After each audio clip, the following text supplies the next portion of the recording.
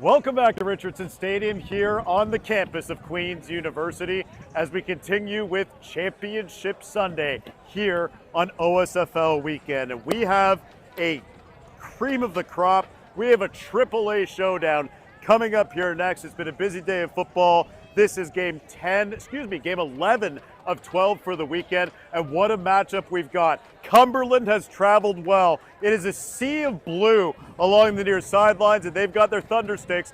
They're ready to cheer on the Cumberland Panthers, who will take on the London Junior Mustangs here at Richardson Stadium. What a matchup this should be. These two teams met last year in the championship game as well. That was in Waterloo, where the Cumberland Panthers prevailed over the Junior Mustangs. So perhaps a little bit of revenge on the Junior Mustangs' mind as they head into today's championship game. It's been quite a weekend for London football. They have played in 4 championship games, winning 2 of those, including the last one, which happened just a few minutes ago, the U14s taking home that championship, taking it back to the Forest City. We're expecting skill, we're expecting speed, and we're expecting hard-nosed football. We've got 2 teams that are unbeaten, perfect records coming into this game. It is East champions from Cumberland against the Western champions from London.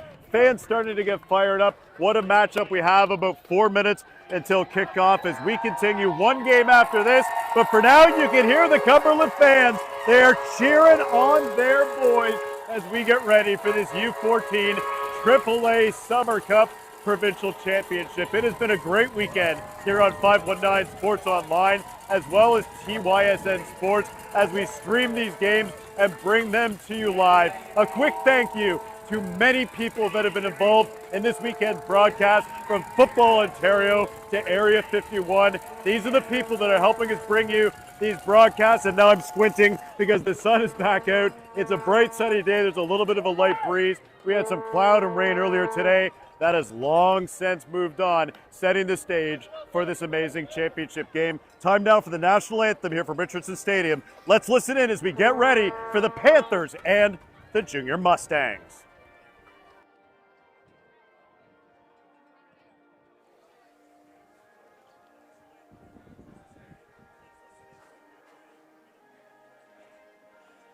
Good evening, everyone, and welcome to the 2025 OSFL Summer Cup here at Richardson Stadium in Queens. We are here for game number 11, Schmitty, and it is a big one. We've got the Cumberland Panthers battling the London Junior Mustangs for the U14 AAA Provincial Championship. How pumped are you? Yeah, I mean, I've had this circled on my calendar since last year. I mean, consistently in our power rankings, it's been Cumberland and London, week after week after week. You know, we're talking about Cumberland and London, and why not? Why not? Both undefeated teams here coming into this championship. We literally have a rematch of last year's U14 championship. We got Cumberland looking to be the first ever OSFL team to three-peat. Yeah, I'm pretty darn excited, Devin. And talking on that, let's go to the London side of things first. This is obviously, Mike mentioned it, a rematch of last year's provincial championship. London's going to attack you with multiple running backs out of the backfield, and they are undefeated through 9 games, just like their counterparts. Watch out for their multiple running backs and athlete Connor Dagno. Yeah, and on the counter side to that, you got the Cumberland Panthers, like we already said. They're looking to three-peat, which would be an unbelievable piece of history for that club. They haven't lost in over 3 calendar years, so 3 consecutive seasons without a loss. How can they face adversity if they get down early? Well, hopefully it's going to come from their plethora of talent that they have on both sides of the ball. Joanny Nagande is a player to watch on the offensive side. You'll see him in the receiver sets. You'll see him in the backfield. And then look on the defensive side to their defensive captain and leader, Alex Stevenson, who is a tackle machine. Well, here we go, Mike. I am amped up for this one. The captains are going to meet at midfield and for this coin toss. And, man, I am jazzed up. Mike, obviously, you're very close still with the Cumberland organization. Talk to me about this U14 team going to make history here, looking for their 3rd straight championship. What's in their DNA? Yeah, I mean, it's in their DNA is their coaching. They just have some high-level coaching from around the city, and it's not a knock on London, too. I know some of their coaches as well, and they are excellent, too. So this is going to come down to a battle of coaching. How how much can they get out of their players here today in order to take that championship trophy home. Cumberland has a fantastic head coach in Ryan Gaucher, who's a relentless recruiter and a big culture guy. And he's got his two coordinators, defensive coordinator Paul Deek and offensive coordinator Natari Bangamagisha, outstanding coaches as well. High level, they've coached at high level, they played at high level, and they know what it takes to win. And then on the other side, this London Junior Mustangs group, no slouch. Obviously, they were here last year, losing to Cumberland in a tough loss. But once again, they run the slate. They go undefeated, all to meet back up with the Panthers. So, Mike, we were talking about a pregame. The only two undefeated matchups we had were both the U14 matchups at AA, and now we get the treat here at AAA. And it really doesn't surprise me. This age group goes a little bit unnoticed sometimes, just because of the youth of their age. And everyone's focused on 16 and 18 to see all the guys that are committed to university. But I got to tell you, this U14 age group in general it's given us some great matchups this over the course of this weekend, and it's just an outstanding age level to coach. The players are committed, the parents are committed, the families are all buying in. And we talk about Panthers and can they do this and repeat. London had an exact same season that the Cumberland Panthers had. So let's talk about them and how much that they deserve to be here, just as much as the Panthers do, and it all comes down today. I'm pumped, Mike. I am pumped. I know. I just got goosebumps after I stopped talking. Sorry about that. So we are moments away from kickoff here. You are watching live on TYSM. We just recently hit the 5,000 subscriber mark, Mike. So let's go. Keep pumping that subscriber button. I can only imagine that we're going to get a lot of people in this live stream tuning into this game. And here we go. The Panthers in the white, the Mustangs in the black. We are pumped. The fans are pumped. We can hear all the Cumberland faithful down here. A close drive for Ottawa compared to some of the locations we've been. Look at this. What an outstanding group of fans that made the 2-hour trek here from Cumberland out in Ottawa. And London's got their crowd as well. Devin, let's go. This is going to be fantastic. I didn't happen to see the ref coin toss, but not sure who's set to return. We won't know until yet. they kind of head out there, but yes, two excellent teams meeting up here, and we kind of knew this matchup would happen just a few weeks ago, and we've been primed and ready for it. And some absolute duels in the past. You look at just a week ago, the U16 game. How good was that? Oh, yeah. And maybe we're in for this similar treat here at U14. I mean, it's playoff football, right? It's the best versus the best. So you expect close games. You expect those crazy finales. And so far, this playoff run here for the OSFL at all age groups has not disappointed anybody. So here we go. London will kick off. So we will see the Panthers offense on the field first. Lots of playmakers that we will get into as the game progresses. But are you ready? This stadium is ready. I got to yell here. I'm going to be without a voice, but it doesn't matter. London Junior Mustangs, Cumberland Panthers, U14 AAA Provincial Championship. Here we go. Kickoff is live. Back to the Panthers to receive. Number 4 on the return here for the Panthers, cutting it upfield, breaking some tackles. And that is Jatavian Hall, the Bell Warrior product. So here we go, Schmitty. A ton of talent on this offense. Obviously, we mentioned Joeni Ngandi off the top. The signal caller for the Panthers will be Cristiano Sagbini. And they're going to look to get it into their playmakers' hands. Yeah, Sagbini's a rookie quarterback this year. He is set to return to this program again next year, but he's been outstanding, commanding a high-octane offense all season long. Here's Sagbini in the gun. It's going to be a jet sweep to Ngandi. Here goes Joeni Ngandi. Let's First go. play from scrimmage. Wow. See you later, Joeni Ngandi. House call. What a statement on the first play there, everybody. Jukin finding his lanes and just using his speed to take it to the house. One play, one ball, one possession, one score. This hopefully is going to be a long day for some of these defenses. Well, we've had the privilege of covering Joanie and Gandhi for the past year or so as a Bel Air Lion and a Cumberland Panther.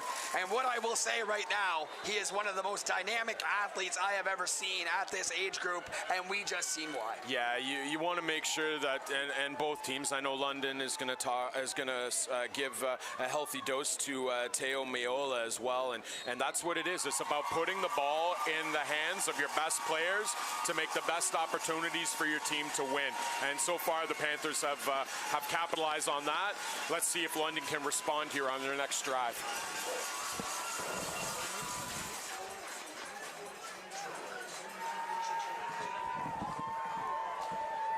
Wow, Mike. Did that not get you off your seat? I mean, Mike hasn't sat down yet, but yeah, I'm what already a up. play. Joanie and Gandhi on the sweep. What a way to start the game. Let's see how London can answer. We know how explosive Cumberland was. London's no slouch on offense either. They're going to attack you with a plethora of weapons. We might be in store for a lot of points today, Mike. Yeah, and I touched base already about Neola. You know, he's one of the return men here. Let's see if the Panthers are going to kick it to him, and maybe we have a duplicate play here from the one we just saw.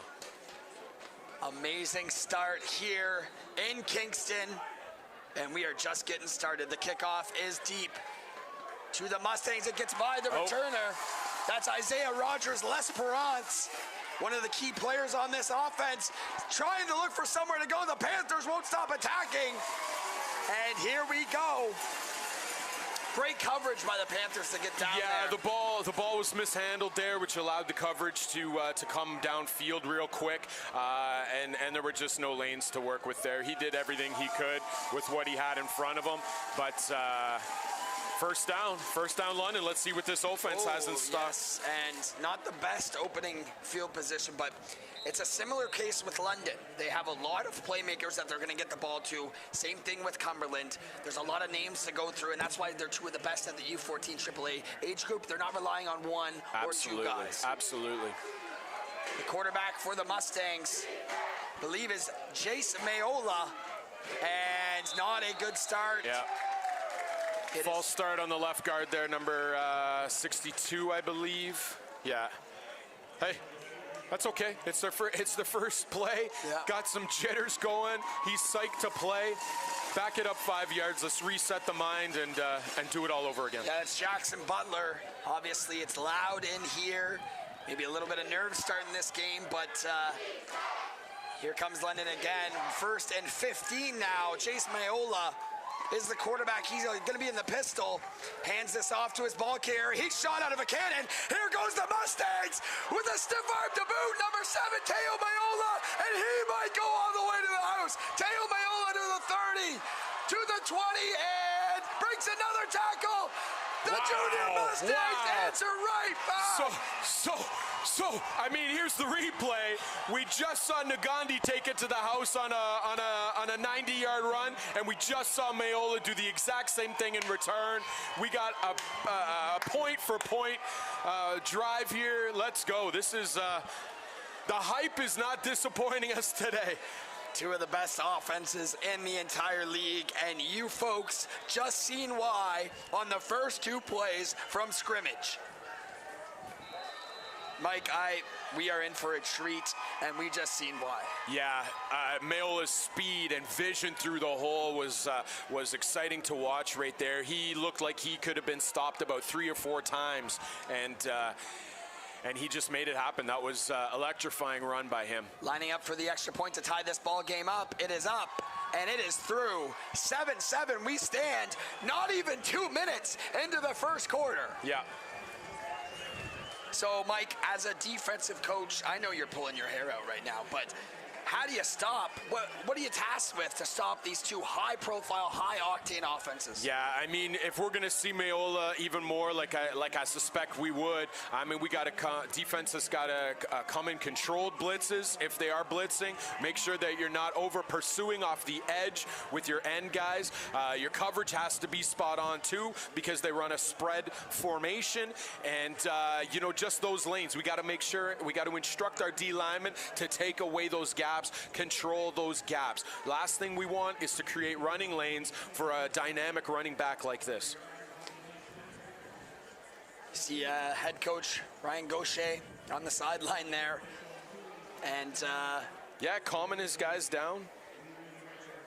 The Mustangs will kick off to the Panthers once again, and if it's any indication, we are going to see a lot of kickoffs today from both teams. We almost got a chess game here. You got Ryan Gaucher on this side, Mike Van Bussel on that side. They're trading jabs here. Both Jabs? of them, yeah, I was going to say trading jabs, and then both of them delivered an uppercut on each other here. Haymakers are being thrown here, Mike. That's it. And the kick is away. It's a great one. That's right at Ngandi, and Ngandi catches it on the fly. Here comes Joanie Ngandi looking for space. Joanie Ngandi breaks a tackle, breaks a couple more. Still going is Ngandi. Finally brought down at the 40-yard line. Yeah, decent return here. Not many lanes to work with. Both teams have great special teams. You know, they came down on the ball carrier, couldn't create any running lanes. Now we get to see hopefully more than one play from this offense. I know, these offenses are so good that you want to see more from them, but they just keep scoring on the first play. So here we go. Sagbini looks like Hall to his right. And they're gonna give, looks like they'll give Ngandi a break here. Yeah, looks like it. Sagbini in the gun. Drops back, looks to his right, throws the hitch. He's got Avery Jean-Baptiste. Baptiste with a nice move, right at the marker. Yeah, Jean-Baptiste has really found his game here this year. He's turned into one of their leading receivers on the season. You know, was on the last year's U14 team as a rotational guy, and grinded all last year, and now he's one of their premier receivers. Nice story to see. So it will be enough for a fresh set of downs for this Panthers offense.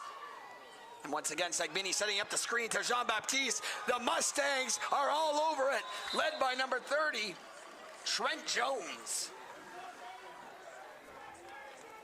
Yeah, it was just a hitch, a simple hitch pass to the short side, and man coverage with London was good enough to converge down and turn it into a very, very minimal half-yard gain or so. And remember, folks, 4-down football here at the U14 division. So we're going to get to see these offenses work more and more. Sagbini in the gun. Once again, drops back, sets up the screen to the left this time. He's got Ngandi. Ngandi evades a tackler, still going here, and picks up a nice gain, but the Mustangs rally and make the tackle. Yeah, good play there by Dante Weatherly to break down after Ngandi caught that. Weatherly just broke down, kept his lane properly, good angle of pursuit, and made a sure tackle so that Ngandi couldn't get those extra YAC yards. And that's not an easy guy to bring down. So a great tackle. We're going to have a 3rd down and long for the Panthers early on here in the first quarter. Sagbini in the gun. It's going to be a run play up the middle. Looks like they're going to Jatavian Hall, and that will be nowhere near first down, and the Panthers will send on their punting unit.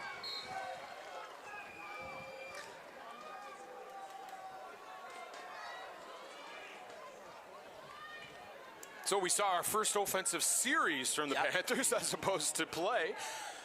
They're going to be giving it back here to London. We got returners, number 80, Connor Degno, and number 9, Isaiah Rogers L'Esperance. And Gandhi kicks it away to the left. That's going to be Rogers L'Esperance. He picks it up on the fly, and he gets tackled out of bounds. So, Mike, both these teams seem to be settling in now after trading haymakers. Yeah. And both of them now looking to sustain drives instead, but London's only played one play, and we've seen him score a touchdown. Yeah, it looked to me like London's defense settled down there on that last series. Let's see if Cumberland's defense can do the exact same thing here as well. Yeah, the Panthers faithful here cheering on their back-to-back provincial champion U14 winning team, looking for their third straight. Looks like they got a change of backs here. Yeah, it's a big boy in the backfield. Yeah, they'll go through a plethora of them. And it's going to be some misdirection. That's Isaiah Rogers-Lesperance. Great contained by the Panthers. Rogers-Lesperance trucks through a man and is able to pick up a couple. Yep, he wants to send a message there that when the ball is in my hands, just try me. Ball's in my hands. He used his speed to get around that first defender and then just trucked over that DB that was looking to help out. So instead of first or second and very long, he's able to pick up a modest couple of yards. The edge player did have him contained very well. Rogers-Lesperance runs out of it, shows the speed. And here comes Mayola in their pistol look. He's going to hand it off to the big boy, number 26, but he's met by a big boy on the other side in the form of Alex Stevenson. Yeah, looks like Stevenson came in on the mock blitz, read that perfectly. Nobody came to block him, and he was right there to make the tackle for loss.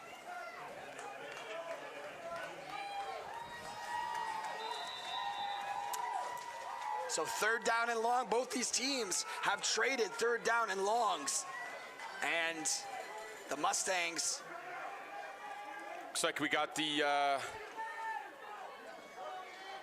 Mayola They're going to duo in the backfield. Shovel this to Rogers-Lesperance, who's looking for the outside. Trucks through another Cumberland Panther, but that will not be enough for a first down.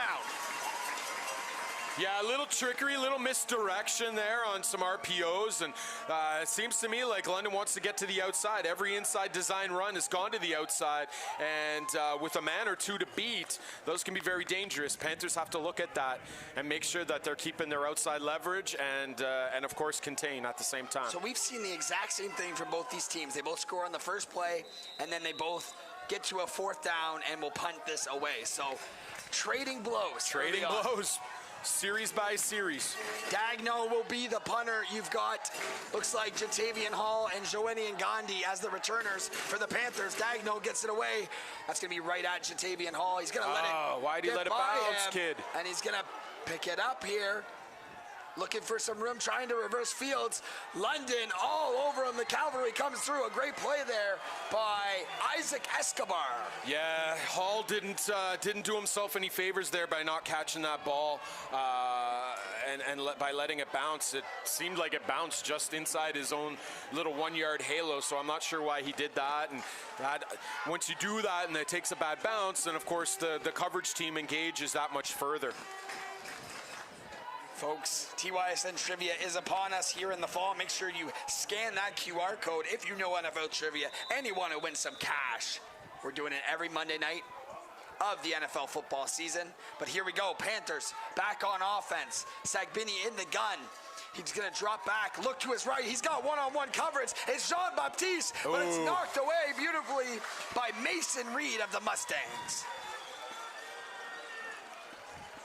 Yeah, it was good one-on-one coverage there. You know, Jean-Baptiste had to almost become a DB. Ball was a little underthrown for my liking. Yeah, if you're going to go if you see the one-on-one coverage and you're going to take those shots, you got to make sure that you put the ball in the area where the receiver can catch it. Second down. Both these defenses have now come to life. And Sagbini looks like they're going to fake it to Ngandi and give it up the middle to Hall. Hall running hard, picks up a few. So another third down on the mend here, and these are so critical early in these games to carry the momentum and keep your offense on the field. Looks like the change of pace running back is they're bringing in Johan Otomfo.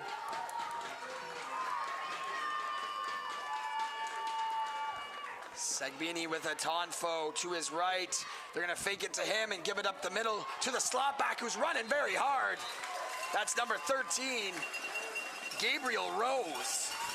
Yeah, that was a good, hard run on the inside for the first down. What they're trying to do, I think, is the Panthers are running their receivers on the strong side, extremely wide, which is forcing one of either the Sam linebacker or one of the halves and safeties to go out a little further on that side, which is opening up the middle a little bit for those inside runs. And it's a fresh set of downs for this Panthers offense, and they're going to fake it and then sling it out to the slot back with a nice completion. Number 11, Zachariah Aladu.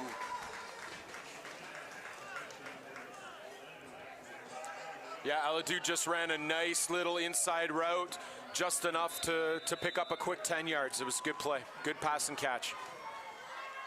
And another fresh set of downs for this Panthers offense.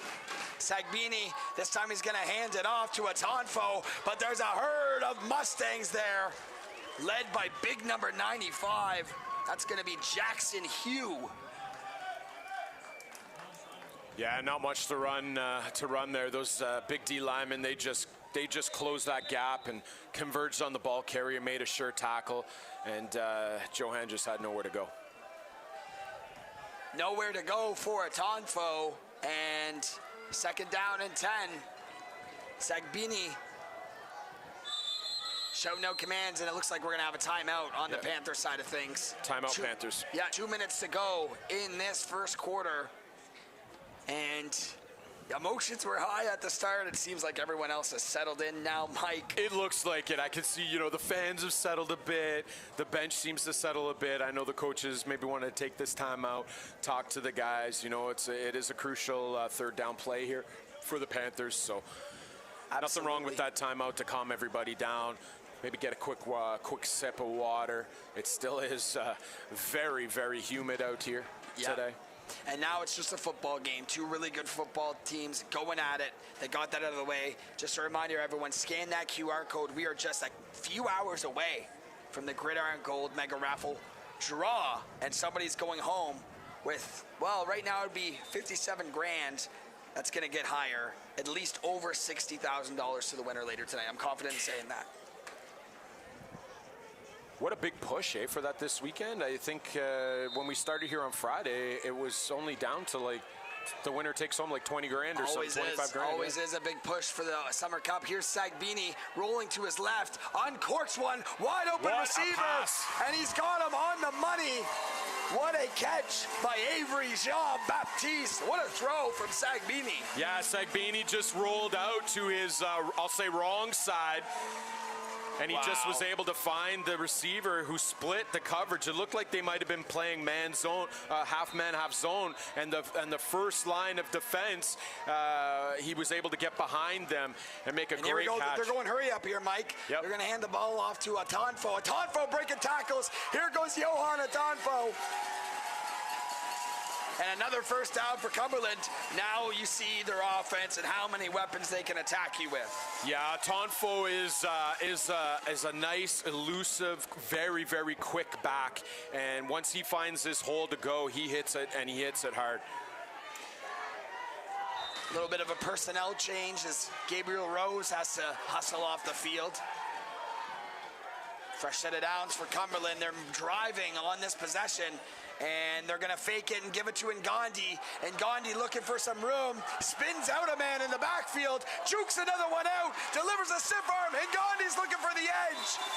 Man, even a 5 or 6 yard run from Ngandi can be one of the most entertaining things you see. Yeah, I mean, he probably ran about 30 yards to lose 2 on this play, but no denying he's a shifty player.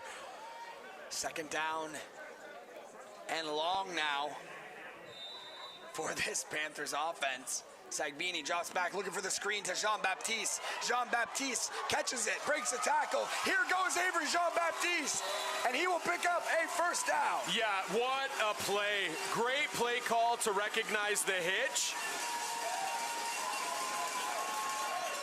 But I got to tell you, I want to highlight Zach Alladou on that play. He just had a monster block that allowed Avery to get that extra piece of yardage and move those sticks.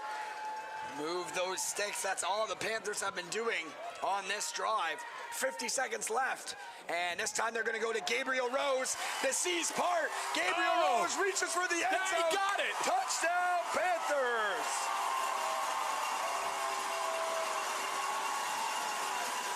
Gabriel Rose is a big back, and he had that ball with a lot of momentum coming out of the backfield, and he just stretched it across the goal line with a nice effort there.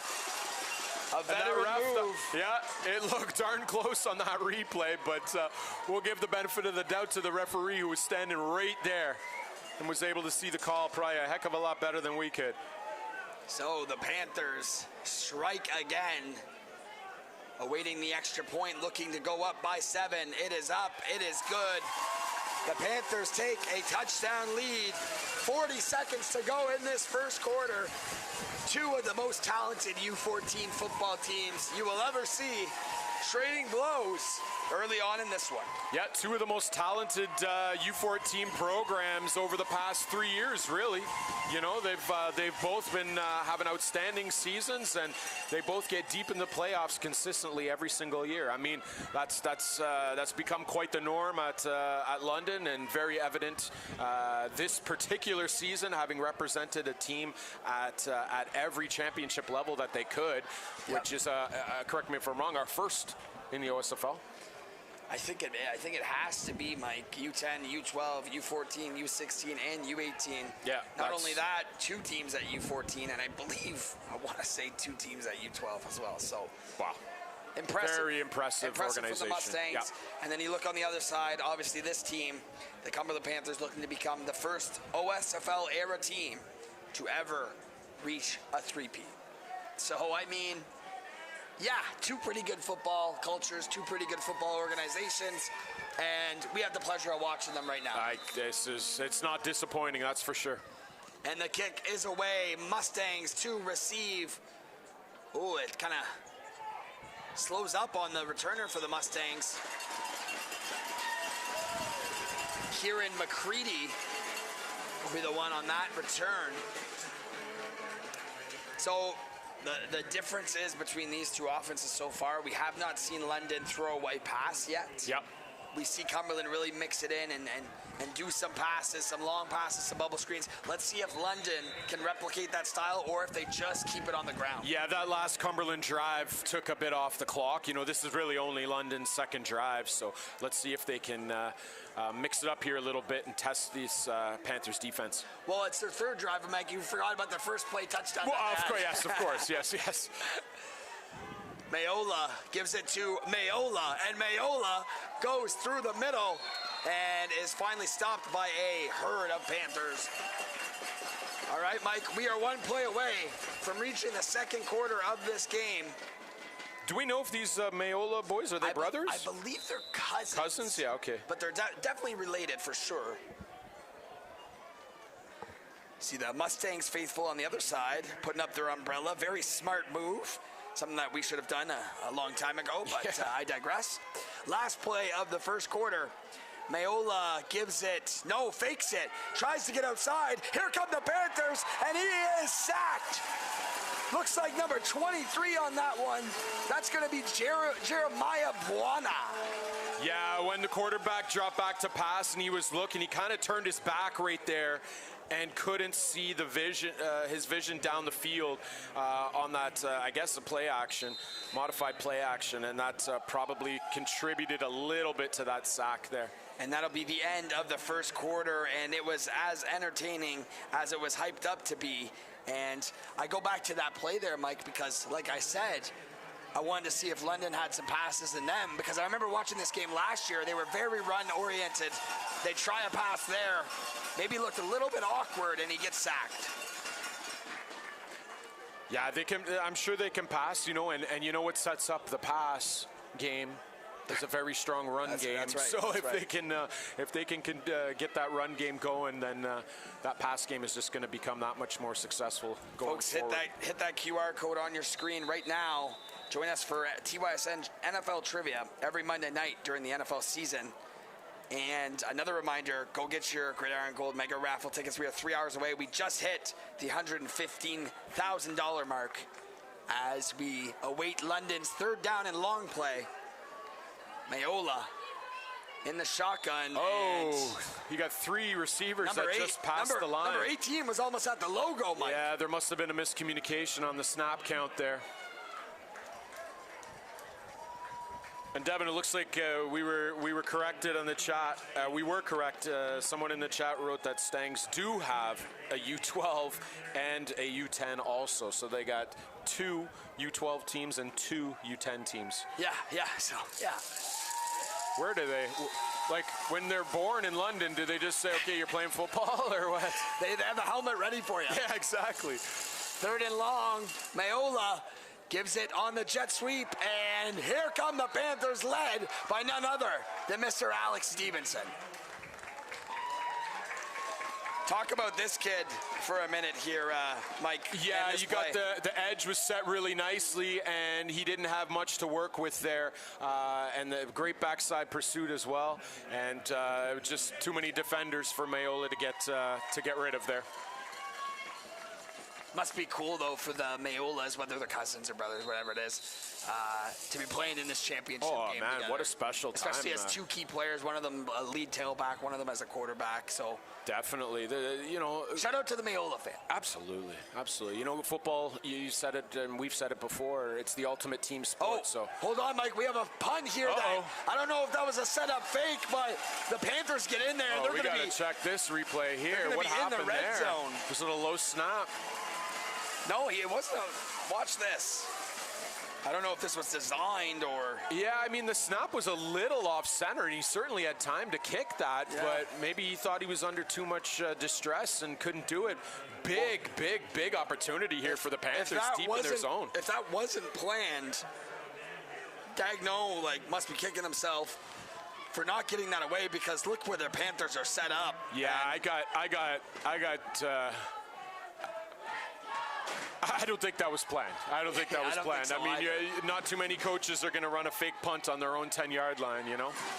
Absolutely. So the Panthers take over here, looking to go up by 2 possessions with just over 10 minutes to go, 10 and a half minutes to go in this first half. Looks like Sagbini back out there with Jatavian Hall behind him.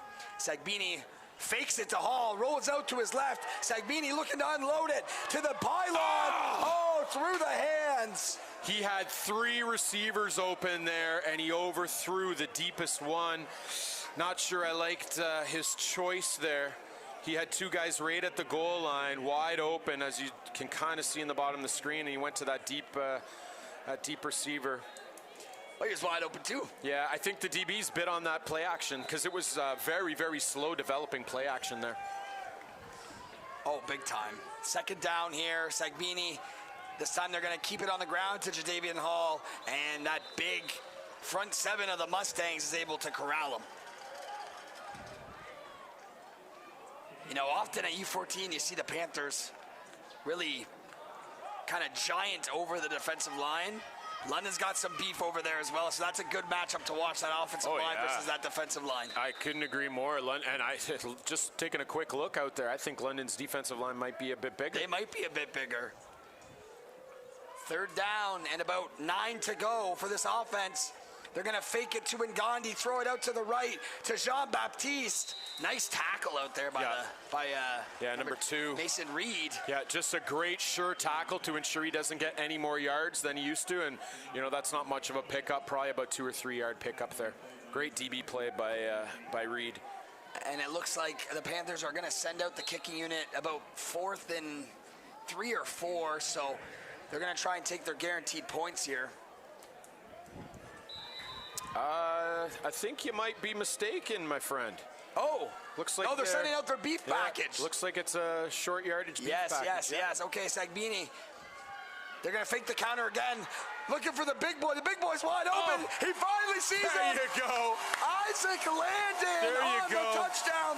Mike, we were talking about him the other night. and how he plays a big role in the offense of the Bell Warriors. Yeah. Well, here, he scores a touchdown. Yeah, they had Isaac lined up as the fullback in the backfield. And again, just a great play action, a slow developing play action, which I think now is on purpose.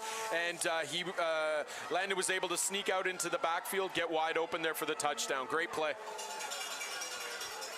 If I'm Isaac Landon, though, I am yelling at that quarterback when we get off the field. What took you so long? Absolutely. He was wide open for a good 5 seconds. Absolutely. Sagbini finally hits him, and that's a hard guy to miss, too. Not many players can score a touchdown in a championship game, and I'll even double down on that and say very, very few, if any, of those guys are O-linemen first.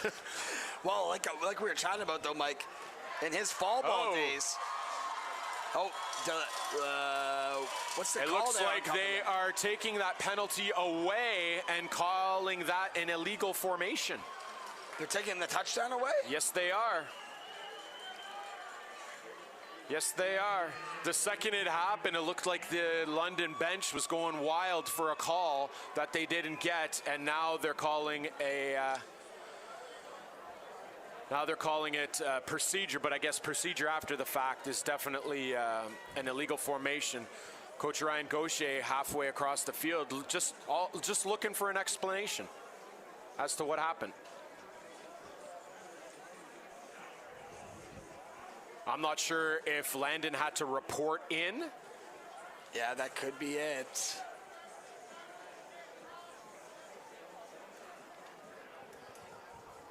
Can't quite hear the chatter here from the ref, but... So the touchdown does come off the board. Still 14-7, and now it'll be 4th down and long. So I'm assuming they will jog out the kicking unit now. And they just called in the clock here. This is unfortunate that the referees are not giving them an opportunity for an explanation here and forcing the Panthers now to take a timeout.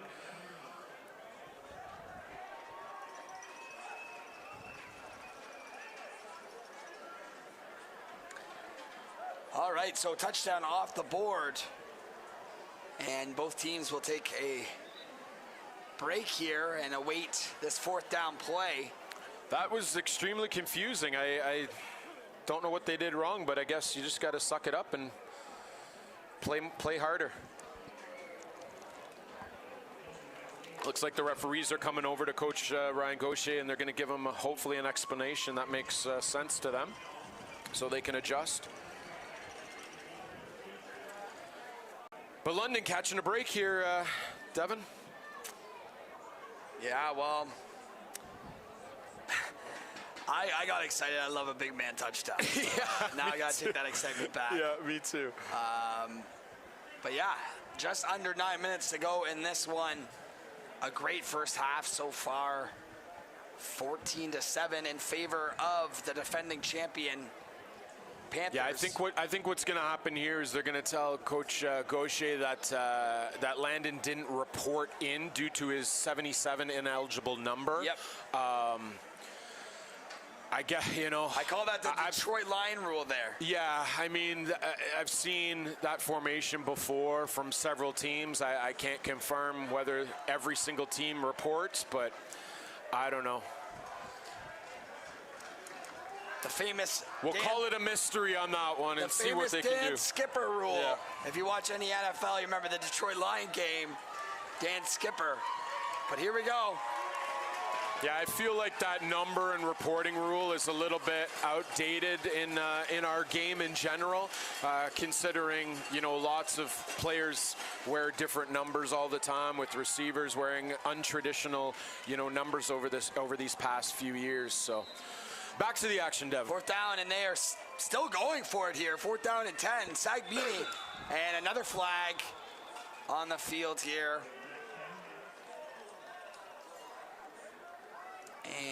And they got offside on the Panthers. Offside on the Panthers, so they back them up even more. When does Ryan Gaucher send out his kicking unit?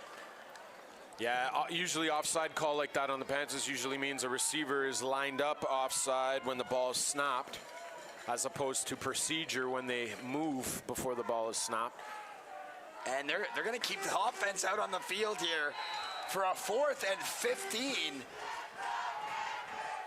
Sagbini in the gun. They're going to need him to throw a strike here. He's going to roll to his left, looking deep. Sagbini throws it and knocked away by the London defender. That's Graham Adams. Yeah, he was locked into that ball. He saw that right away as soon as that ball was snapped. Yeah, great play here. Yeah, great play there. Actually, a really good play, because if he missed that one-handed bat down, that was going right into the hands of the intended receiver, Jean-Baptiste. Honestly, a very good throw by Sagbini. We can see this, the arm strength Sagbini has for a U14 quarterback is very impressive. But here we go, London able to break up the pass on 4th and 15, and they are going to take over here right around the 20-yard line. Check that, 15-yard line. Mayola, with Mayola behind him, and he's going to give it to Mayola, and here goes Mayola with a nice truck near at the end. That's Teo Mayola on the carry. Yeah, this misdirection plays that are happening in the backfield. You got that little RPO to the jet and to the back. I think it's confusing and causing the D lineman to shift and look in another direction and creating lanes that the linebackers can't get to. So hopefully the Panthers can figure that out, because that's going to be, in my opinion, a strong part of the London offense here going forward. First down, courtesy of Mayola. Now they got Benjamin Wyatt, the big boy, in the backfield, and they're going to give it to him. Benjamin Wyatt up the middle, but here come the Panthers. They're all over it, led by number 55, Alexander Stevenson. Yep, just good D-line linebacker play there, closing all the gaps, making sure that they can't run through it. You know, just basic defense that we're looking for there. So a big stop on first down.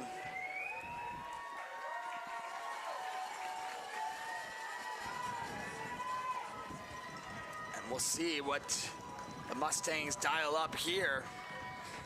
The Mayola doubled backfield again, and this time Teo takes it, and a nice tackle there by Joanie and Gandhi. Yeah, there was that misdirection again, you know, that fake RPO on the jet and hand it off to the backfield. It's a slow developing play, but it is allowing the O-lineman to create those lanes and get to the next level. And, you know, Nagandi made up for his trucking that he got on a few plays earlier there. So you're looking at this Panthers defense, a couple of guys playing both ways, Joanie and Gandhi and Johan Atanfo. So we'll keep an eye on that, as it is hot down there. Third down and short for this Mustangs offense. Fakes it to Rogers L'Esperance. Jace Mayola this time is going to take it himself, and he's going to pick up a first. You got 3 plays that you can run quite easy. You got the jet, you got the RPO jet to the running back, and then you can fake all 2 of those and have the quarterback run up the middle too on that. So that RPO is designed to really fake the defense out and have them guess which one of those 3 guys is going to be getting the ball. And then I'll add a 4th option to that, which could be a pass out of that too. Another fresh set of downs for the Mustangs. Sticking with that loaded backfield. This time it's Rogers L'Esperance, but the Panthers are all over it. Number 99 getting in on the action. That's Preston King. Preston King, one of the Cornwall Wildcats. Yeah, from your beloved Cornwall Wildcats. That's right. There Calls you go. Cornwall home. There you go, 99. Calls Cornwall home in NCAFA play. Great player, high motor, big body, very disruptive. And that's a loss of yards, so a nice tackle for loss by King and the Panthers. And both Mayolas in the backfield.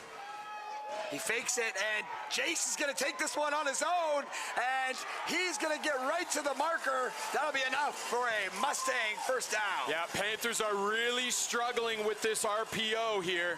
You know, that was a fake. Any RPO, any fake, any play action, the Panthers are really struggling right now to try to see what's going on there in the backfield. You know, Jace Mayola, not a big player, but we can see he's got some quick feet. He's got no problem running through. First down and 10. The Mayola backfield. This time they go to Teo Mayola. And Teo Mayola out of a cannon. Here goes Teo Mayola. And Joanie Ngandi with a touchdown saving tackle. But a huge first down for Mayola. Yeah, I'm gonna tell this again. It's the RPO with the back in the backfield. He finds his lanes. He takes it to the hash, the numbers, and continues down the sideline, down the field. Just exactly what you want out of your running backs.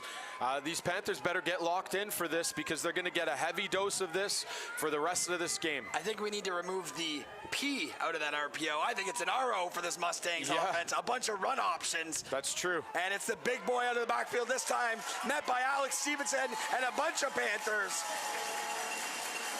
Oh. Getting chippy down there on the field. Once again, that's Benjamin Wyatt on the carry.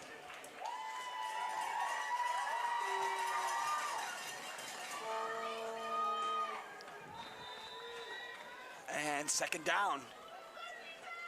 Not goal to go yet for the Mustangs. 3 minutes to go in this first half, but they are driving. Both Mayolas in the backfield.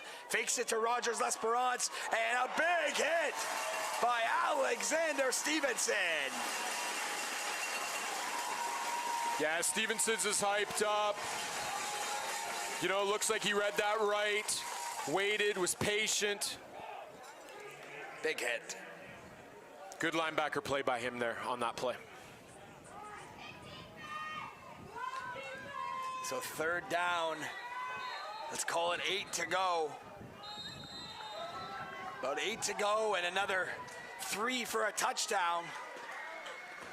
Mayola gonna give it to the other Mayola. Mayola, the C's part. He's fighting. Oh, wow. He breaks a tackle. Touchdown, Teo Mayola. It's just been this running play, the same style of run with the misdirection all drive. And great vision there from Teo to cut that back up the middle. And we have a ball game here, Mike. Yeah, you're not going to bring down this guy, Teo, with your arms. You need to use your body. He will make you miss with his cuts and his power. You need to use your body and not with these arm tackles. Mustangs lining up to tie this ball game up. We await the extra point. It is up. It is good. Tie game. We are at 14-14 with just under 3 minutes to play in this one. What a competitive game so far, Mike. It's not disappointing, that's for sure. We asked for this type of game, and they're giving it to us. And as a fan, as a privileged broadcaster of this game, I'm a happy guy right now. These are the games that you want to see in championship football. We are both happy customers, Mike, to watch this football game on full display, get to call it. And we have the best seats in the house right now looking over this. Absolutely. And the Cumberland Panthers will receive this ball. Remember, their offense has been on a roll here. A couple of calls and a couple of, I would call it maybe aggressive decision to go for it on 4th and 15 there, but their offense has been moving very well of late. Yeah, they had opportunities to capitalize, and they just couldn't on those that last drive. Mustangs set to kick off. Definitely a more competitive game than last year, though, Mike. Like, these two teams, you can tell, are very, very, very evenly matched. Yeah, I couldn't agree more. Number 20 with the kick. And looks like number 11 is going to take that one. That's going to be Zachariah Alidu. And Alidu's got some space up the middle. And he'll get right to the Queens logo. Great return by Alidu on that. As I'm looking down on the field, I just see Mustangs on the ground with Panthers over top of them. Great blocks downfield by the Panthers, which allowed Alidu to get those lanes and get that extra yardage on that return. Great special teams play there by the Panthers to put them in good field position here as we near the end of this half. Sagbini and this offense take over. Oh, a little trickery there, and it goes to Jatavian Hall. A great play design, and Hall is out of there with a great first down run. Mike, a great play design here. Yeah, you know, this is a little bit of London's own medicine here with misdirections. You know, quarterback was almost looking for that hitch, and then he gives it down on that, on almost like a modified draw play to Hall for a big pickup. Another fresh set of downs. Cumberland's offense is humming. Sagbini rolls to the left. He's firing one deep. He's got his man. That's Avery Jean-Baptiste. And that'll be another first down. Cumberland moving quick. Yeah, great play here to get open by Baptiste. He's clearly becoming and has always been one of Sagbini's clutch receivers when he needs them. Oh, man. And that's another clutch catch. Excellent vision and play to get down and here we go, right secure the ball to the next play. Right at field level, Sagbini getting his troops ready here. He's going to drop back. Another throw here to the left. And another catch. Guess who? Avery Jean-Baptiste. Touchdown, Panthers. Man, can he catch the football. Very similar to the last play that they just ran. Found his favorite target in Jean-Baptiste. He took it to the inside on that hitch. Great vision, great play. Sniffed out the end zone. Touchdown with less than 2 minutes left to go here. What a great drive. What a great response from Cumberland. Scoring in, I want to say that was 3 plays. Yeah, after that big return, you had three plays. That long run by Hall, and then both those receptions by Jean-Baptiste. That's right. So, quick work, efficient work for the Panthers. That kick is up. That kick is good. Cumberland answers right back. Mike, I think we're in store for a shootout. I know as a defensive mind, you don't like hearing that. I think we're in store for a shootout. I'm okay with that. Oh, makes for exciting football. Okay. All right. Just under 2 minutes as you look at the scoreboard there. Ryan Gaucher talking to his defensive captain, Alex Stevenson. And remember, folks, shout out to the officials for all they do. Coming down here in Kingston, they've been great all weekend. If you want to become a Zebra, you want to stay involved in the game, make sure you head over to OFOA.ca and take your level 1 clinic now, just like Adam Melrose. I know you're watching the stream right now, Adam. I'm calling a game with a former Cumberland guy, and I called a game with a former London guy yesterday, so we are even. We are even. We are even. You get the best of both worlds, we are my even. friend. That's right. Cumberland to kick off. And Connor Dagno is going to be the one who catches this one. Looking for some space. Big Connor Dagno going forward. And Cumberland's able to wrap him up. Long strides on that kid as he was running there. I thought he was going to get the outside. Yes, he was one of the players I highlighted, Mike, earlier in the day. He hasn't really been involved that much. I seen him on tape make a lot of plays. He's very tall for this age group, so I thought maybe involved more, maybe watch for him as we go down to the second half and beyond. He's been on the field a lot. I can tell by his hard to miss neon green cleats and gloves, but he's been on the field pretty much the whole game. Looks like we have a Panther shaking up, Mike. Can't really make out the number, but hopefully he'll be all right. So, scan the QR code on your screen, folks. You know the NFL? Do you know it good? Or you think you know the NFL? You think you know the NFL? Do you want to win some money? Do you want to play TYSN trivia this NFL season? Every Monday night football halftime show. Scan that QR code on your screen right now. Looks like the injured Panther will be all right. Is that 16, Mike? I think it is 16. James Fournier on the kickoff team. Yeah, James Fournier is one of their DBs. He had a huge game last week. Made some mega plays to help the Panthers win last week. So I think he had a pick 6 last week, if I'm not mistaken. Oh, wow, there you go. So good starting field position for these Mustangs, almost at the 40-yard line. Jace Mayola fakes it, and this one's going to number 82 here. First time he gets involved, and the Panthers are having none of it. Led by number 5, Samuel Boileau. Yeah, Sam Boileau plays the edge on that, and they didn't fool him at all. He had great contain, was able to string that out to the sidelines and allow his brothers to come in and help make the play there. No gain on the play.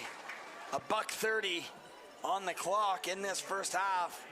Jace Mayola in the pistol. Oh, got movement from the left tackle of London.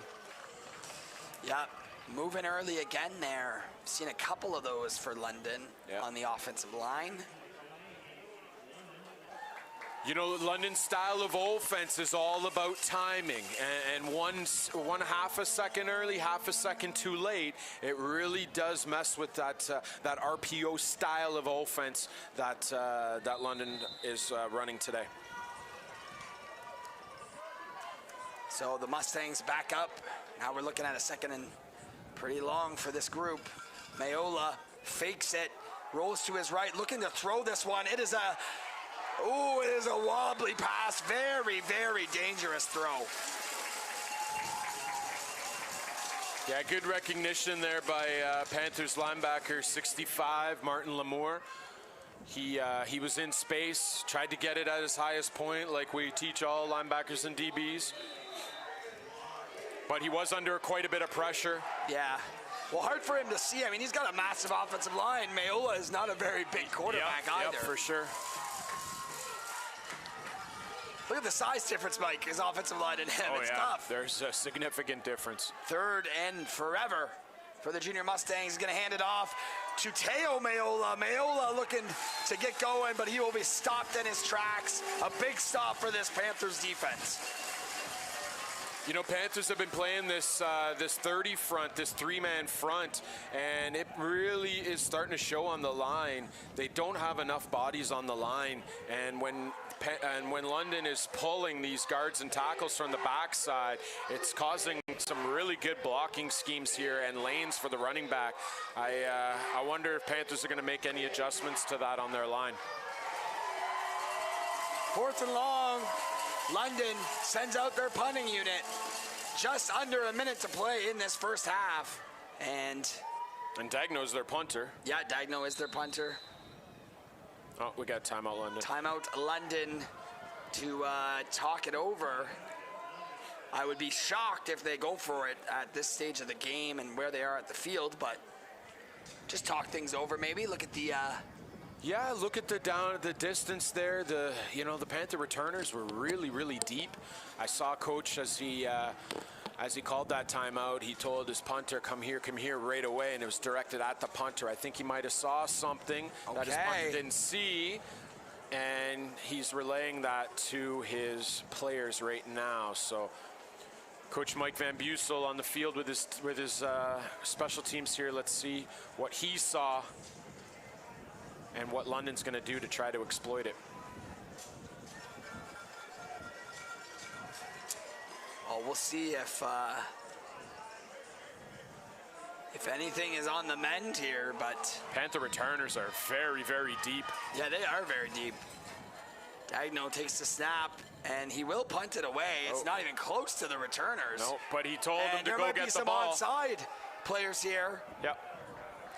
Yeah. Looks like a no yards penalty. I tell you what, Mike, if I take that timeout, I'm telling at least one London player to line up behind Connor Dagno there because of how deep the returners are. Yeah, and I mean, for those that don't know, the punter is if you don't have an onside man behind, the punter is always eligible to go and run. And I always tell my players, punters all the time, if you got a shank punt or a short punt, go get that ball. Yeah. And it didn't look like he was had the motor to go get it, but he should, because that was the one for sure, Mike, to go get. But looks like we do have a injured junior Mustang down on the field, and hopefully he will be attended to. But in the meantime, scan that QR code and get your 50-50 tickets.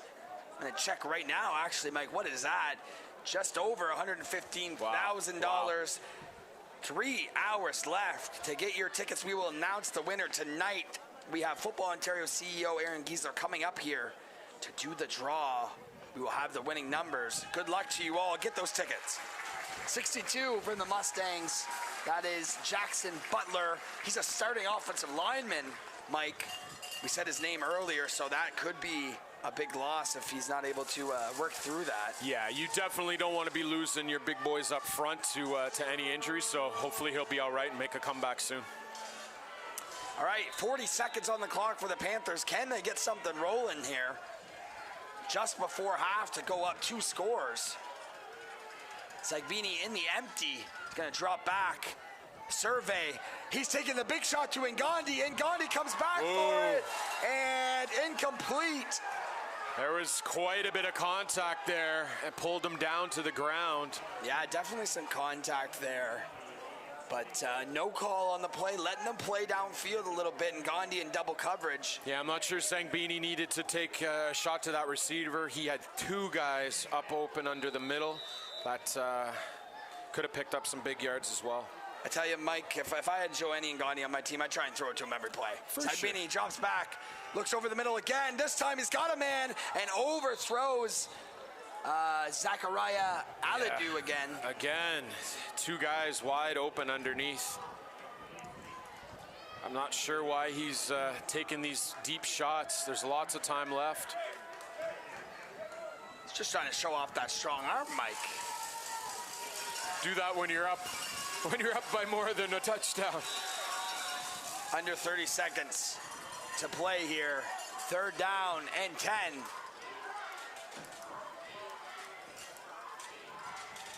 A little bit of confusion on the field here for Cumberland. They're just going to run the ball, and it's fumbled. Sagbini is able to pick it up, but not a clean drive from the Panthers there. And do we have a timeout on the field, or are we going to take this to half here, Mike? 20 seconds Devin, left. you know, like that was about 10 seconds worth of time that came off the clock in 3 plays. You know, I didn't like those play calls. You know, it's going to give London a chance now to have the ball back in their hands to create some opportunities with probably 15 seconds or so on the clock and with the timeout remaining as well. So, I take that back. They just called a timeout. London called the timeout. Yeah. Okay, so if you're London, what are you calling a timeout there for, Mike? Well, I can tell you right now. So you have Coach Van Bussel came onto the field, walked directly to his returners. So maybe we're going to see some trickery here, like a reverse or something along those lines. But I don't doubt that they're going to try to make something happen here in the next 20 seconds. We see, look down on the field over there's a Sagbini with the cold towel around his neck. I was partaking in that a little bit earlier myself, so I'd like to move there, Sagbini. I like that the sun is not directly in our face. Yeah, that's here, nice. That's a nice change. Like it was the past few mornings. 4th and very long, and Cumberland will punt it with Ngandi. Short punt, but it keeps going. Dagno's waiting to pick this up. Oh, whoa. Yeah, that's a late hit there. Out of bounds by, looks like Stevenson. Wonder if we can get a replay on that by chance.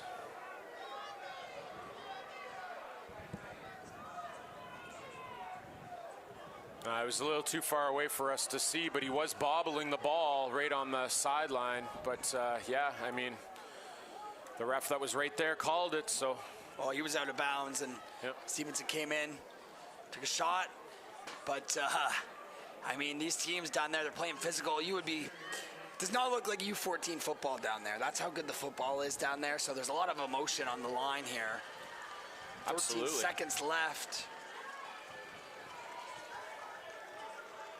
So that'll give London a 15-yard advantage there. Let's see what they're gonna do now.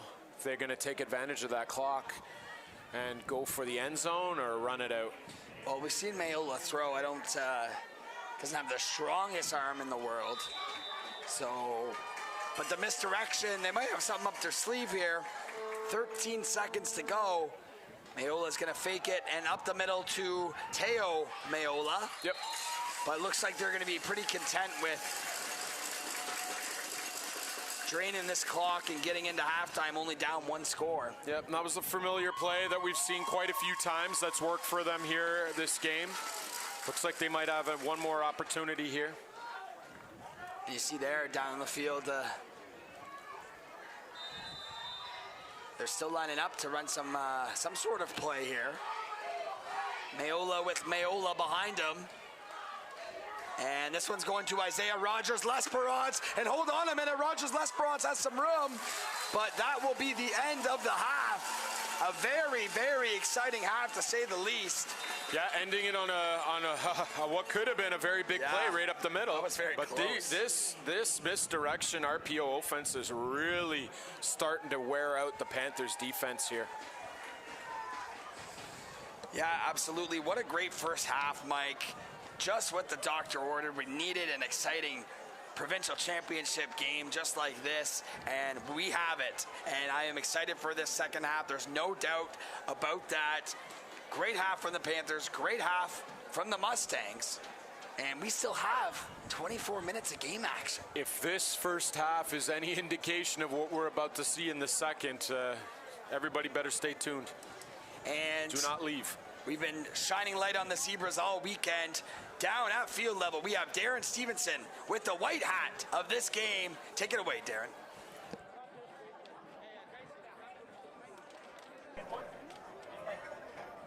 Really appreciate Paul Barrett taking a few minutes to have a chat with us. He's the white hat today, but he's also the head of the Wellington Officials Association. Paul and I know each other through obviously Waterloo Region football at Guelph.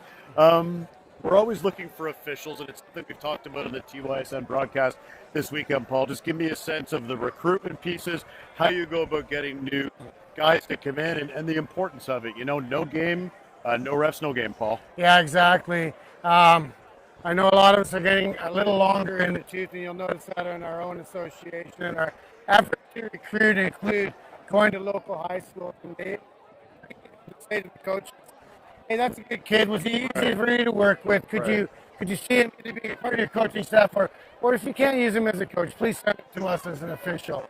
I was speaking to a young gentleman here from Brockville.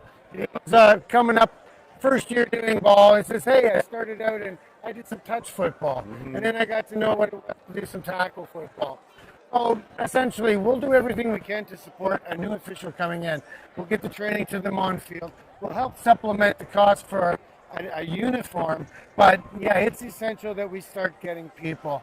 This day and age where we're all prey to prying eyes with lots of video. A lot of people don't really like to put it on the line and say, you know, this is arbitrating right and wrong, and you know, taking that chance that you could be wrong in some situations. So I really think it's important that we get these kids out here and not be afraid to make some mistakes and be able to grow with the game. They'll find that for the past 26 years I've been doing this, I've had a great time with a lot of great people. And, you know, as my years wind down, I'm looking forward to, you know, the mentor role, being able to provide that sort of help to guys going forward. Development, right? Exactly. That's really, you know, they talk about it on the field off as well. What do you take away? Just, you know, the friendships that you've got, the connections, you mentioned it there. That's sort of the best part, right? And just being involved in the game and staying involved in the game. And that's a great opportunity for former players, like you said. Yeah, you're exactly right. There's lots of players that have come up through this league that, you know, they're not quite sure if they want to be a part of the game. They'd really like to be a coach, but really the part that they could serve the best is officiating. Right. If you know the game that well, you know when they're trying to cheat. So I think it does a good football player good to come in and understand things on the dark side. Yes. And being able to, you know, it gives opportunity for lots of things in my life, and it's taught me things. Ethics, integrity, all kinds of stuff. I hope there's no dark side in the second half. No. That's what I will say. It is 21-14 for the Cumberland Panthers right now, Paul. Certainly appreciate all the time. I'll grab this. Go get some water out here. We'll see you soon. We have a great second half coming up here at Richardson Stadium. It is 21-14 for the Cumberland Panthers as they lead this U14 AAA championship provincial game. What a showdown it has been, and we're in store for a great second half. We have two 7-0 teams, both unbeaten. Cumberland going for back-to-back championships. Their fans in front of us here have certainly been loud, and so have the London faithful behind us from the Forest City. If you'd like to learn more about anything Paul discussed about becoming an official, it's all about development and recruiting officials in order to keep this beautiful game going that we all love. You can certainly check out Football Ontario's website where you can learn more about becoming a Zebra and obviously having an impact in the lives of young football players across our province in the OSFL as well as the OFFL, which is coming up here very soon. That will start in a few weeks across the province. Once again, it is 21-14 for the Cumberland Panthers in this U14 AAA Provincial Championship game. We will have the second half with Devin and Mike. It's coming up shortly. I'm Darren Stevenson at Field Level with 519 Sports. Stay tuned for the second half on TYSN with Mike as well as Devin. We'll be back in just a few minutes.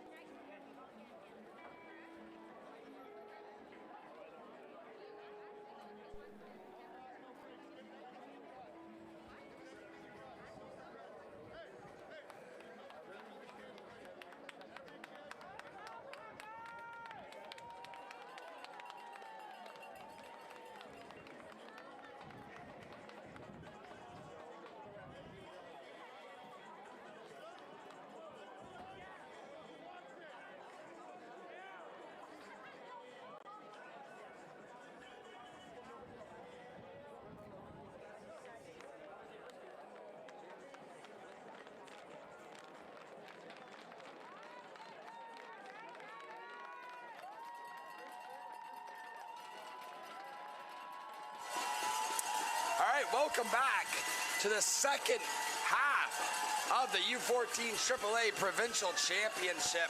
Just want to thank the white hat down on the field for this game, Paul Barrett, for joining Darren at field level to talk about that. Obviously, we've been pumping the Zebras all weekend long.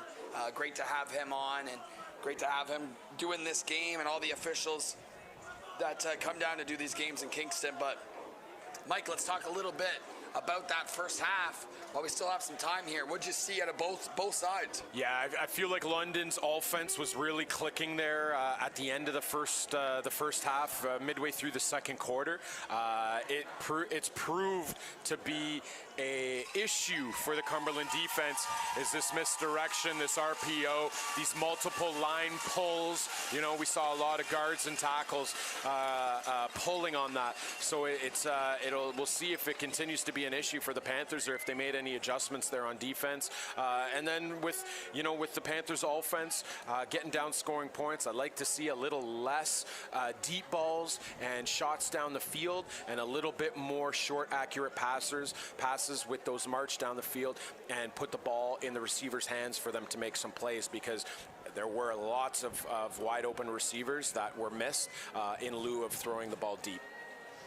Definitely going to be exciting to see the coaching adjustments as London will receive this second half kickoff. You are watching live on TYSN, game 11 of 12 here from Kingston.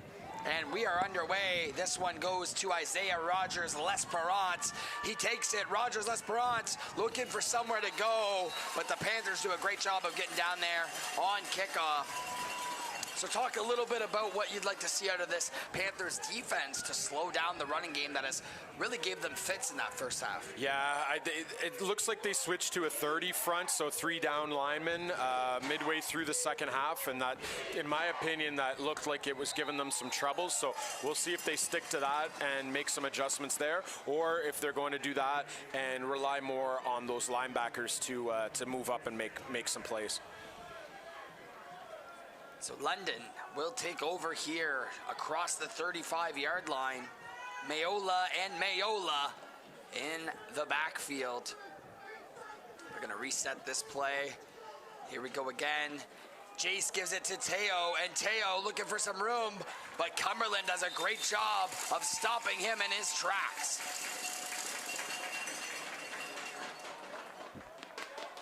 Yep, first play, nothing different. There's that RPO to that inside slot that's coming across, and he just powers through the lineman to pick up a couple crucial yards. Second down and long for this London offense. The Mayola duo in the backfield once again. Here come the slots, including Isaiah Rogers-Lesperance. Jesse Momo can't make the tackle, and Rogers-Lesperance fighting out the Panthers. Momo comes back for seconds and helps get him down. Yeah, just beautiful outside leverage by Momo to destroy that block that was coming through. And then, I mean, these Panthers, come on, guys. You got to tackle better than that. I mean, it was a nice play for a loss, but these backs are way too shifty for you to be arm tackling. Come on now. Someone's got to remind Mike he's not coaching in this game. I know. I'm sorry. I'm kidding. Third down and long. And they're just going to hand it off to Teo Mayola. He breaks a couple of tackles, but here come the cavalry, and the Panthers get off the field here early in this second half. Oh, and good shot there, because looks like Teo Mayola is limping a little bit off the field. That would be a gigantic loss for the Mustangs. Number 7 there off the field. Yeah, he's too much of a baller to be taken out of the game for something like that. We'll see him back in the next series, guaranteed. So here comes the punting unit. The lime green gloves of Connor Dagno. Good to see him back too after that injury there in the first half. A line drive kick. This one's aimed right at Aladu. Zachariah Aladu on the return. And Mustangs get him down just across the 50. Yeah, good return here. He followed his blocks, found the lane, picked up a good 15 yards, 20 yards on that return to the other side of the London's 50. So Cumberland taking over with great starting field position. It's going to be Sagbini leading this offense once again. Definitely had a good first half, missed a couple of throws, but for the most part, on the money. Agreed. Gonna give it to Jatavian Hall. Go right up the middle. Jatavian Hall breaking free, and that'll be just close to a first down. Those are those short chunk yards that you got to match that London was consistently doing, running down the clock, making sure they keep possession, quick offense. Yeah, we got hurry up here. A quick play goes to Jatavian Hall again, and this time it's stuffed. Big number 99. That's going to be Emmanuel Assambiar. Yeah, what a great move by Emmanuel to defeat his block and make a sack in the backfield, or a tackle in the backfield for a loss. Cumberland getting Great ready play. to run another play here quickly. Landon just checked in as eligible. Sagbini going to do the slow play action again, looking for... No, Isaac Landon was wide open, but so is Joanie and Gandhi. Wow. Touchdown, Panthers! I'm going to give Cristiano Sagbini all of the praise on that play.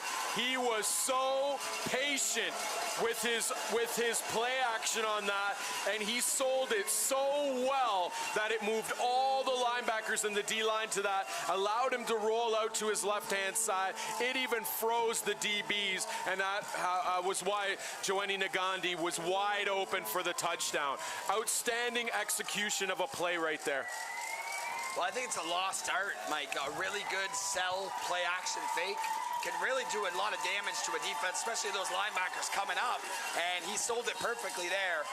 Extra point is up and good. We got a 2-score ball game now. And both these teams are doing these play actions, RPO style of offenses very, very well. And it is deafening in here. The Cumberland faithful, great shot of them right there. They are going crazy. They're right below us, Devin. I can barely hear you. I know, yeah, that's what I mean. And on that same play, so we've seen that same play a couple of times from Cumberland. If I'm Isaac Landon there, again, I am screaming, I am open, I'm open, I'm open. But then you see the ball go over your head, you look, you're like, oh, so is Joanie. It's true. Yeah, we saw him make a specific point to walk up to the ref and report as eligible, so we didn't see a repeat of the issue earlier.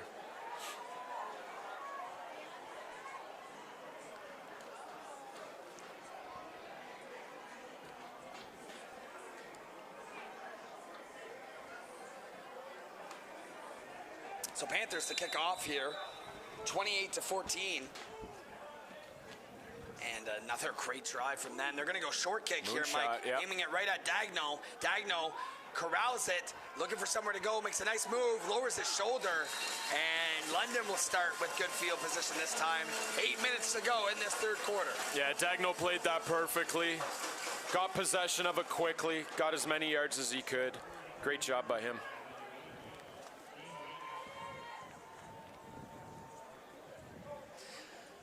So London here looking to orchestrate their powerful running game again. It's important to keep pace because, I mean, Cumberland is not going to slow down. We know that. And London's offense, very good, well-oiled machine themselves. And this time he's going to give it to Mayola. Good call on that, Mike. He is right back in the game. Yep. But there's that man again. I like that tackle made by Lucas Graham. He recognized it right away as the gap opened, and he filled that gap right away. Good job, Lucas. Alex Stevenson needs a new mouth guard.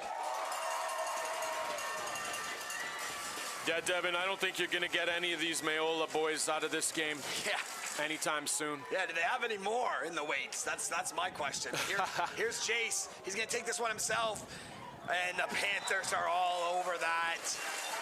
So how about these second half adjustments from Cumberland? They come right out, they score right away, and playing some great defense. They got a stop too. They kicked it off to start the second half. They go down and score, and now they're playing great defense again. Yeah, so far so good. I really like their contain. They're getting good play out of Jesse Momo and Boileau on the other side, on the weak side, and that's everything in this league. If you're going to be running a lot of the outside runs, you need guys that know how to contain and can keep that outside leverage.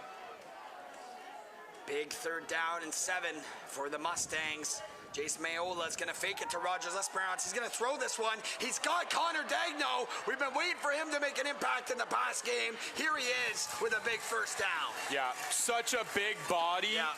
He's hard to not get a completion to. Just runs a simple inside route. Was able to get that ball right where he needed to. Raiola got that ball right where he needed to, picked up a couple extra yards for the 1st down. Great vision by the quarterback, great moves by Dagno. I mean, he's probably, what, 6'4", 6'5", Mike, at U14? I'm not sure that high, but he's definitely in the 6'1" area for sure from up here. But you know what? He does look big from up here. 88 here on the jet sweep. A big tackle, but not after a 9-yard gain. Yeah, that's the first time we've seen Brody Penhale in the mix for this, and it was a great run. Great run, exactly what they needed. Pick up about 6+ yards, and put them in good spot. Mayola gives it to Mayola up the middle, a nice tackle, and I don't know if that'll be enough.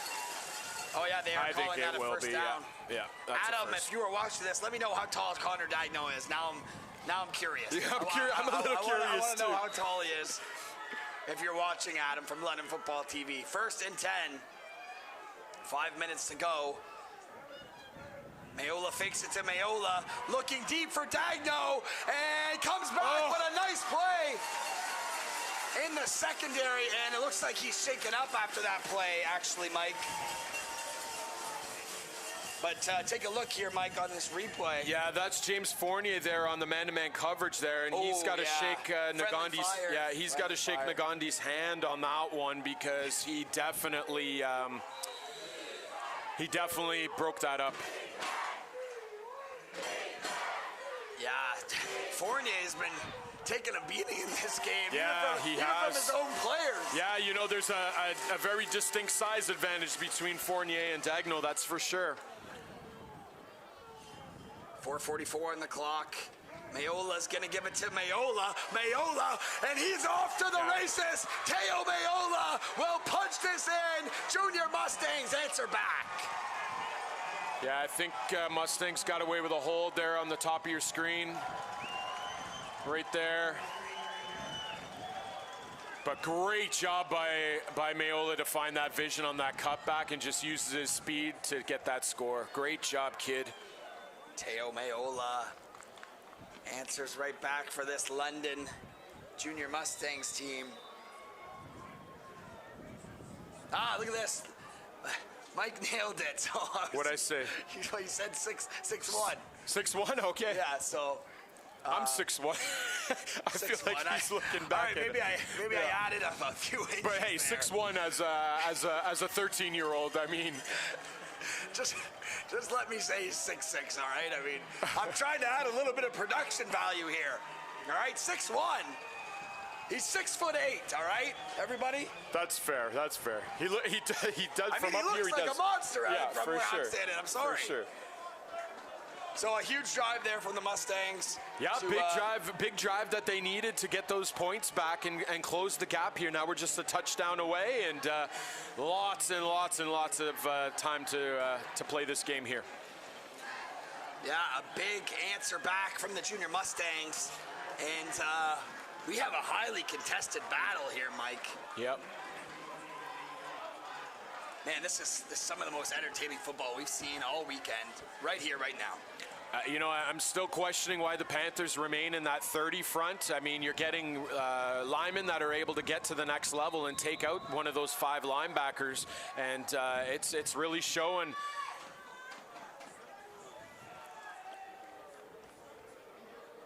So London to kick off. You hear the patented sideline roar for the kickoff, and this one goes to 34, a little short kick. Caleb Innocent. I believe that's an Orleans Bengal in the fall. So this Cumberland team littered with NCAFA players in the from the fall.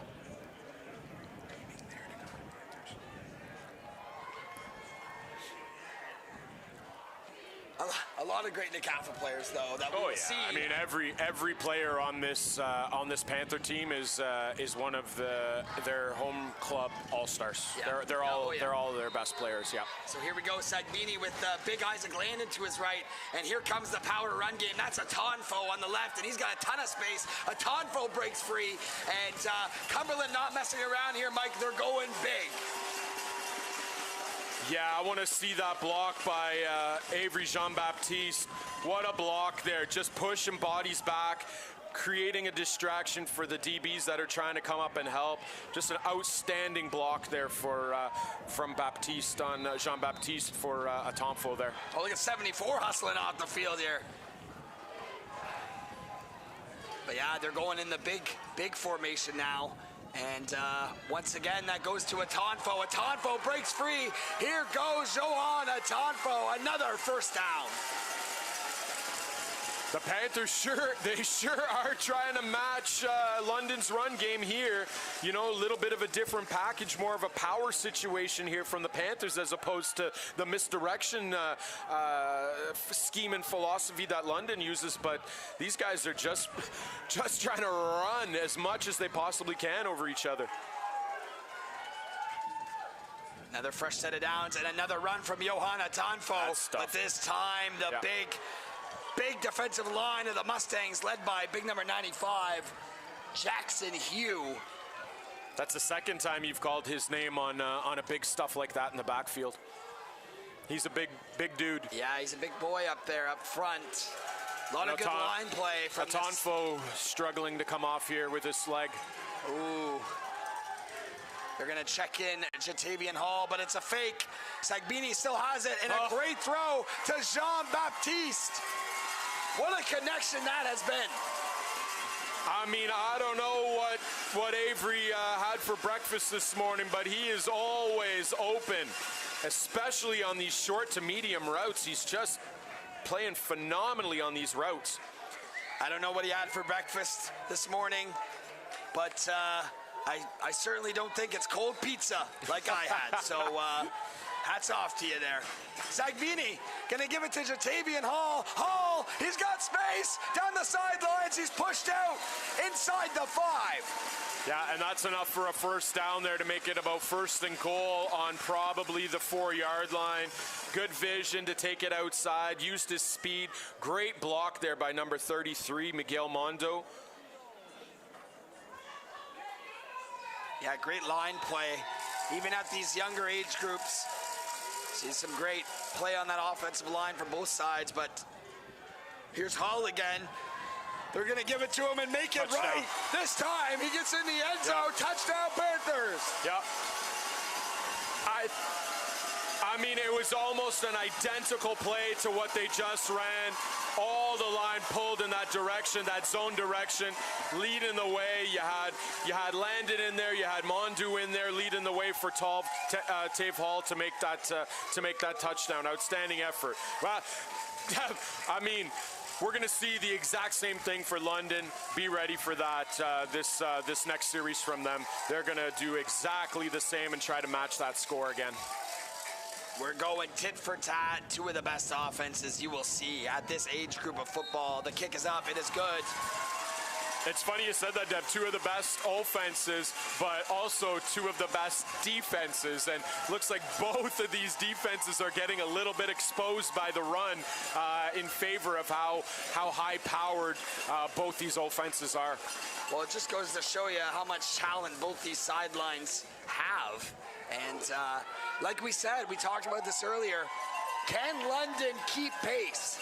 Because eventually they're going to need to stop. But for right now, they need to keep pace, keep on keeping pace, not give Cumberland all the momentum. They need to keep answering We're going to see if they can do it on this drive. Yeah, we're a 2-score difference here, and you're absolutely right. They have to keep pace with each other, right? If one scores, the other's got to score. Like I just said, their defenses are, giving up a lot here in each other's run games, and both offenses need to continue to hum for the rest of the game here. Absolutely. And the Panthers will be set to kick off here. Mike, starting to lose the voice, but what a game to lose it on. Absolutely. The game. Isaiah Rogers-L'Esperance on the return right in front of us here, Mike. Steps out of bounds. I like this guy, Isaiah Rogers. When he is in open field, he does such a great job of protecting that ball. He's shifty, he's quick, he's got great hands. I'm a big fan of this kid watching him here today. Yeah, definitely one of the players that stood out on film when doing my research on this team. I know he's like a 12 or 13-year-old kid, right? And I think I seen him getting warmed up downstairs on my break. I'm pretty sure he had a full beard. So, they make them different in London and Cumberland. Seems like it, yeah. Seems like it.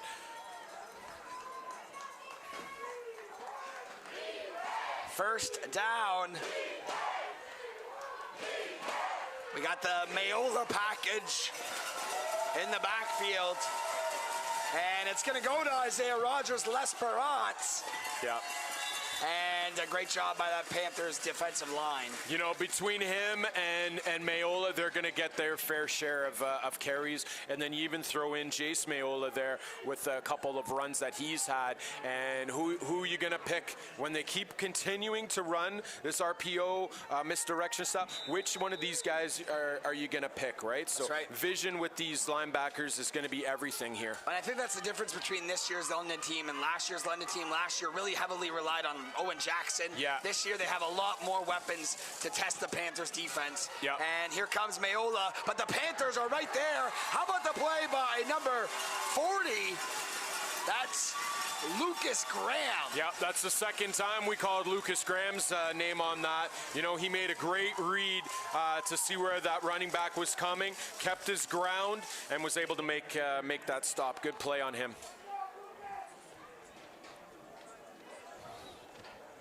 Got an injured player here. I think it's one of their O-linemen, Oscar Illick.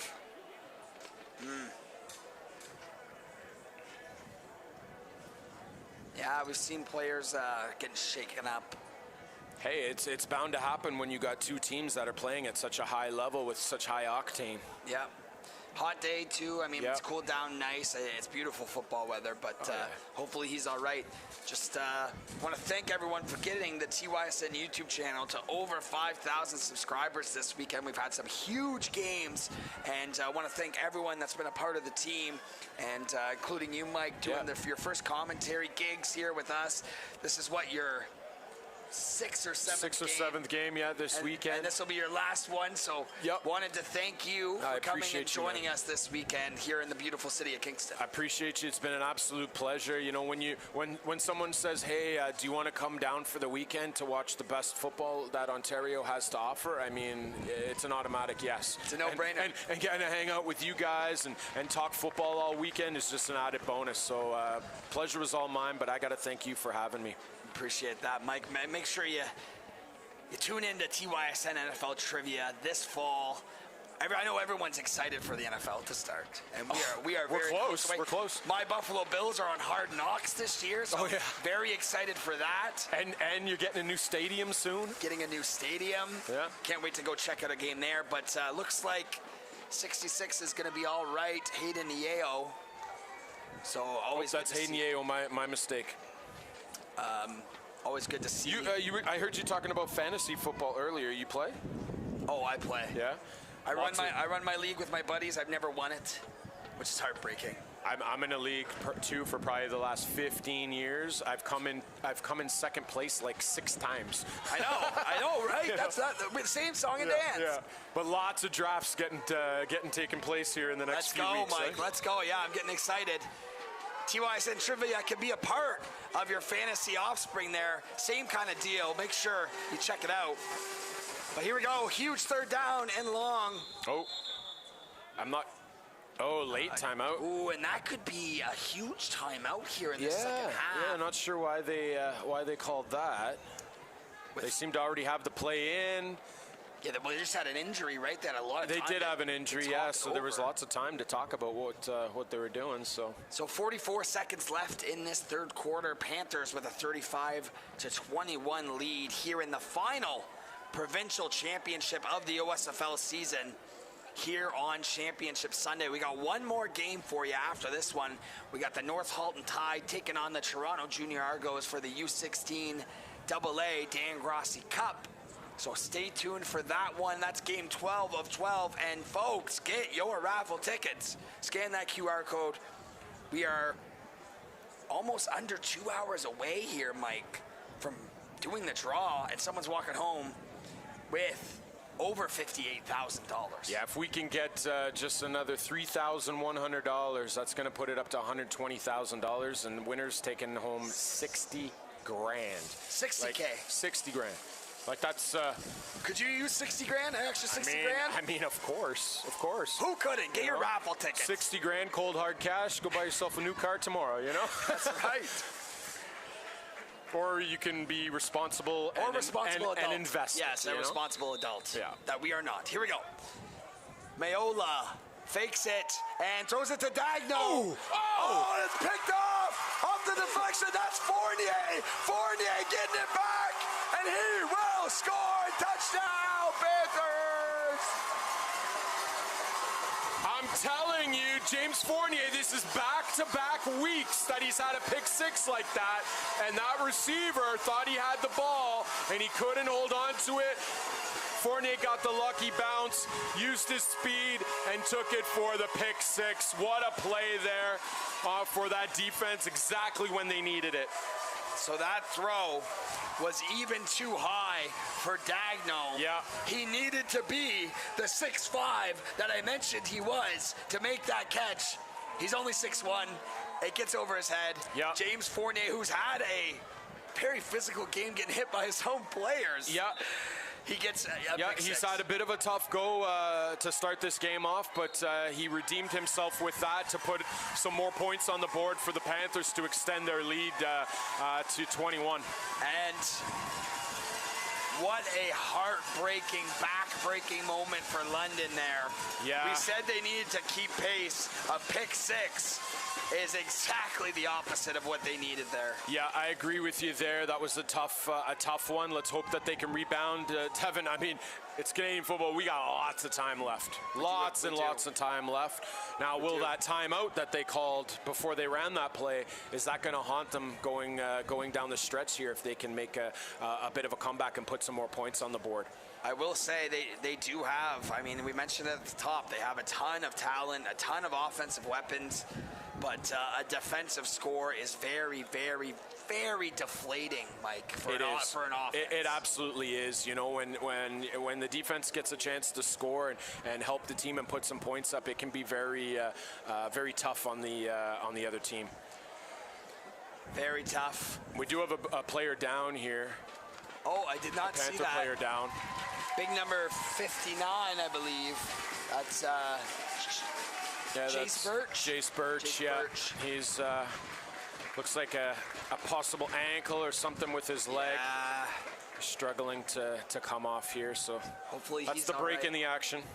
Yeah, hopefully he's all right. 30 seconds to go here in this third quarter.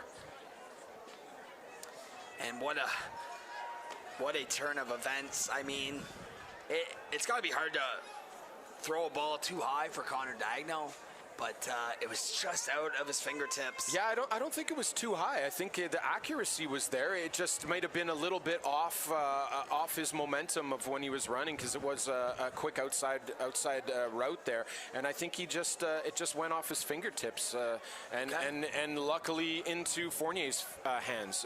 I don't think anybody did anything wrong per se. Just right place at the right time for Fournier. Cumberland kicks this off. Aimed at number 22 here. That was Lincoln Thurston. Yeah, Lincoln Thurston. But here we go. London, I don't want to say they have to score on this drive, but it is getting there. I'm going to say that it's going to be pretty crucial for them to get into a rhythm to score here on this drive. You know, being down by 3 touchdowns now, they need a lot of work here to march this field. They need an answer for sure. And Panthers defense is definitely settling in here.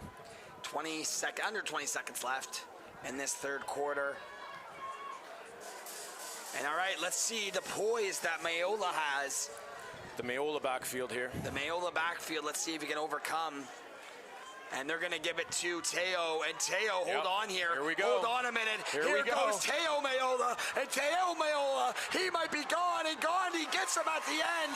But how about Teo Mayola standing up for his brotherhood there and getting a big run? I was just about to say, is London going to be switching more to the pass? But when you have a running back that can do that, I don't think that they're going to go away from him anytime soon. And also, as that'll be the end of the third quarter, by the way, Mike, but huge run from London. There are not, I want to highlight number 1 on Cumberland. You've heard us say his name a lot, Joanie and Gandhi. There are not a lot of players in this league who are going to be able to run down Jace Mayola and make that shoestring tackle. Very impressive. Yeah, and that's the second time today that he's done that. So that's exactly what the doctor ordered for London. If they could score as quickly as possible here, that would be ideal. And Jace Mayola just put them, Teo Mayola just put them in a good spot. Yeah, put him in a real good spot here to put some points on the board.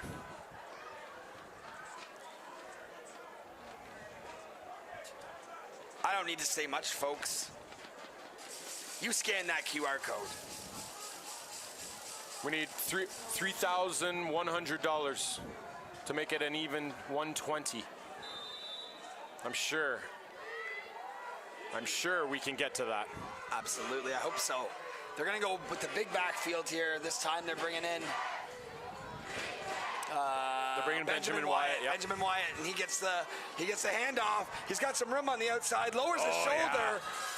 Big man rumbling. Right off the edge there. I thought that Panthers had him at least at the line of scrimmage, but he just said, not today. Not today. Not today, man. I'm taking some more yards, and he just used his legs and his upper body strength to get the first down. So ideally they could score before, I would say, 10 minutes. That would be the ideal situation for London here. But we'll see. They got the Mayola backfield once again working. L'Esperance in the right slot. And it goes to Teo. Teo is wrapped up. Nice play there by 23. That's Jeremiah Buana. Yeah, this is the second time you called Buana's name there for a tackle in the backfield. He's a bit of a shorter D lineman, and he really does a great job of getting low. Plays with leverage. And he plays with leverage, exactly, and he got right through there to sniff that out. But again, we've seen this play by London. It's a very, very familiar play. They've run that same play probably a good dozen times already this game. So just wondering if the Panthers are catching on to that. Second down and goal to go here, but it is a long about 10 or 11 yards here. And this one goes to Rogers L'Esperance. He's got the edge. He's going to try and fight for it. I think he's out at the 1. Oh, they're going to call him out. They're going to say he stepped out much earlier than the 1 there. Oh, yeah, they are. Which let's see on the replay here, Mike. Let's see if he did indeed step out early here. Yeah, Fournier. No, it's a good call by the official. Maybe a little bit. Yeah, what did we say, 3? 3-yard line, 1, 2, 3? Yeah, 3-yard line. Yeah, that's a good call. Third down. Obviously, they are in 4-down territory. Yeah, and I'm going to look to see Benjamin Wyatt here get the carry. And it is Benjamin Wyatt. Ooh. And here come the Panthers, led by number 50. A great play by Noah Rosarian. I saw in the chat too, Noah Rosarian. It's his birthday today. No way. Yeah, what a great happy birthday, Noah Rosarian, and great play preventing that touchdown. Yeah, and what a great birthday gift it would be if Panthers can bring this back home to Ottawa. Well, I want to say this is our ball game here, folks. Yeah, and here we go. We got the Mayola backfield. And And he's Mayola, going to give it to Mayola, Mayola. Mayola cuts it out. Oh, I don't think he got it. He is short. Goal line stand by the Panthers. And Gandhi and Buona. Yeah, I mean, I thought he had it there. I don't know about that toss. Oh, my. Yeah, great play there by Buona. Again, got low, got leverage. Man. Great play by the Football defense there. is a game of inches. Oh, it so is, eh? But now, Mike, Cumberland is backed up here. A dangerous place to be for your offense. A very, very tough position. You know, as much as we hype up the defense for a goal line stand, this is not a great spot for any offense to be in. But they will take it. They'll take it, of course, over the points. But, you know, anything can happen here. Expect high pressure from the defense on this, is my guess. Well, they are going to give it to Yep, Hall. and that's And exactly- Hall, God, take it down in the end zone. That's going to be a safety. Yeah, I don't like that call at all. At all. When you're in the goal line, you just do not run outside plays. You got to pick up the yards and give yourself some breathing room here. One guy comes in and disrupts it. That is a great tackle, though, Mike. You know, that's 99 again, and eh? He just Yeah. got a thread of the jersey. Emmanuel and took him down. Asenbar. That's the second or third time we've called his name being in the backfield there. I really question that play call by Coach Natari on that. So,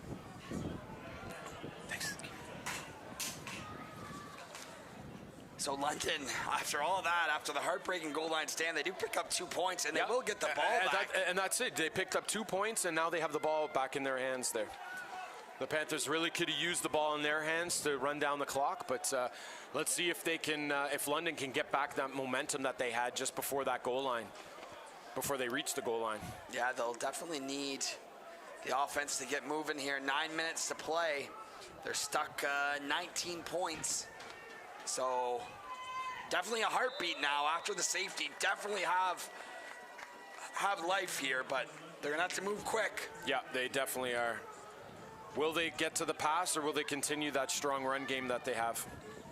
Oh, they're gonna keep it on the ground for now. Oh, yeah. That's Isaiah Rogers L'Esperance. Yeah. And here comes Rogers L'Esperance. He turns the corner and is finally brought down. Yeah, this guy, man, he's special. He's going to be on a lot of people's radar here for the next few years. He's excellent open field runner. He's got a fantastic speed. Just a great player and a great asset to have on your team. That will be enough for a fresh set of downs, but the clock is ticking. 8.5 minutes to go in this football game. And they only have that one timeout left, too. And Jace is going to keep it for himself here, looking for blockers. But here come the Panthers. What a tackle by number 2. That's going to be a Tonfo. Yeah, Atonfo come up with from his corner spot and just made a fantastic play there. Is that where he's in a corner? He's playing corner? Yeah, he's playing corner, yeah, boundary corner.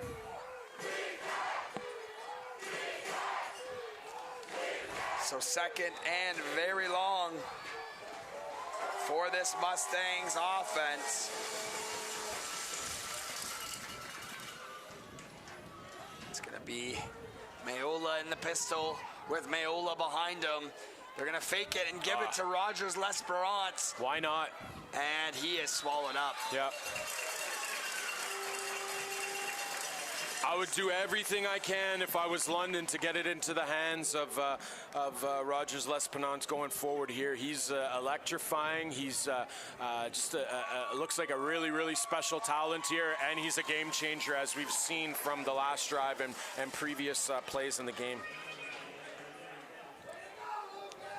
Yeah, and it's going to be tough here on a very long third down. Yep, long third down here. Watch out at the bottom of your screen for Dagno, and no, they're going to hand it off again. This is Teo Mayola.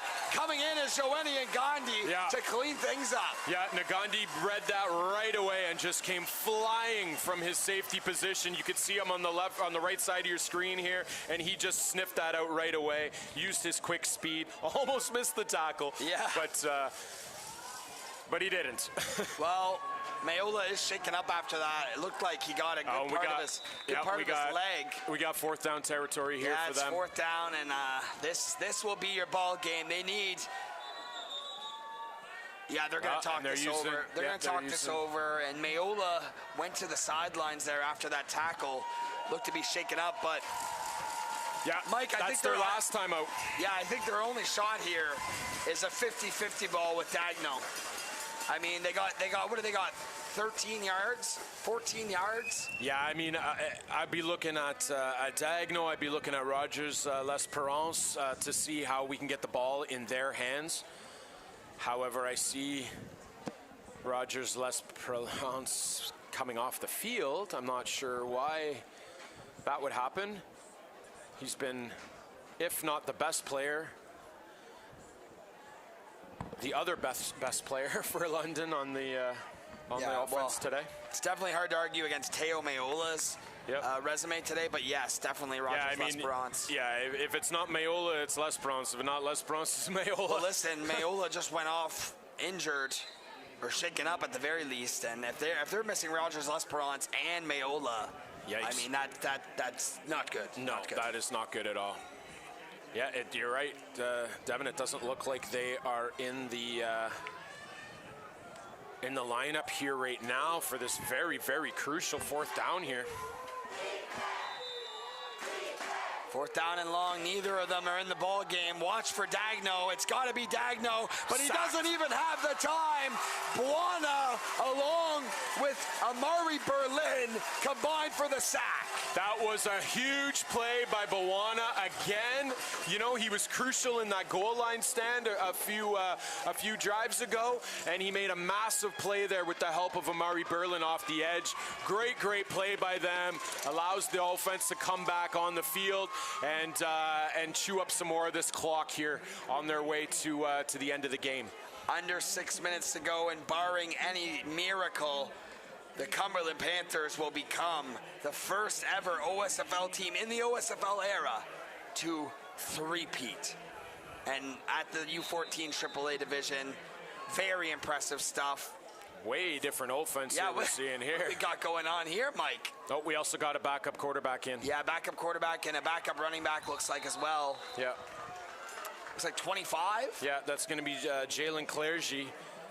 Jalen Clerge, along with some players getting some playing time here for the Panthers. You like to see that, getting to play for a championship game. Probably guys that are going to contribute to this team next year, right? So yeah, you got number 32 in there as well, Noah Forcier in the backfield.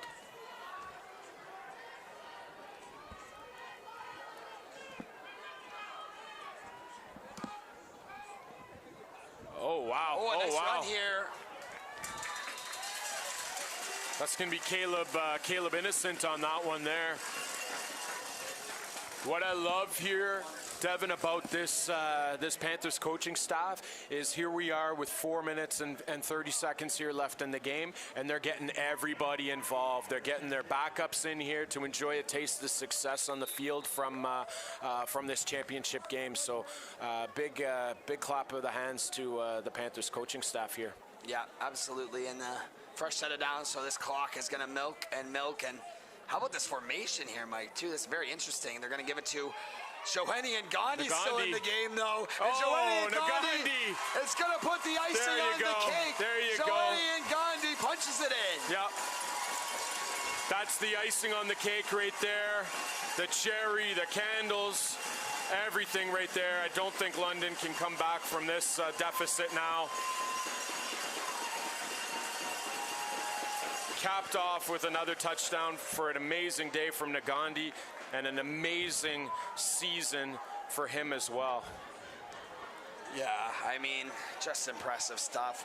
I want to reiterate, getting to watch him in the fall and the summer these past couple of years on TYSN and in a lot of big games, because we're always streaming these championship games, whether it's in the CAFA, whether it's in the Fall Cup, whether it's in the Summer Cup. You're always watching it live here on TYSN. Joenny's been involved in so many of those games, and he's always the player on the field who's doing incredible stuff, Mike. Hey, You want to see fantastic football here in the province and in your cities, TYSN. It's the place to watch. And I mean, I really think that this Mustangs team in particular, out of the last 3 years, Mike, was the best opponent that the Panthers faced. I don't even think it's really close. And you still look at the scoreboard and you think just how impressive it is for the Panthers to be winning by this much against, let's face it, a really, really good London Junior Mustangs team. Yeah, I mean, and the London Junior Mustangs are only going to get better every single year. You know, we talked earlier about their U10 and their U12 programs and the teams and the success that they have. And I'm a huge, huge supporter of grassroots football. I personally feel that every club should have some sort of grassroots available for their succession path of the players that start with you, and you know, they're just going to get better and better and better year after year. Here's Dagno on the return and gets a modest return as the Panthers get down there, but totally agree with you, Mike.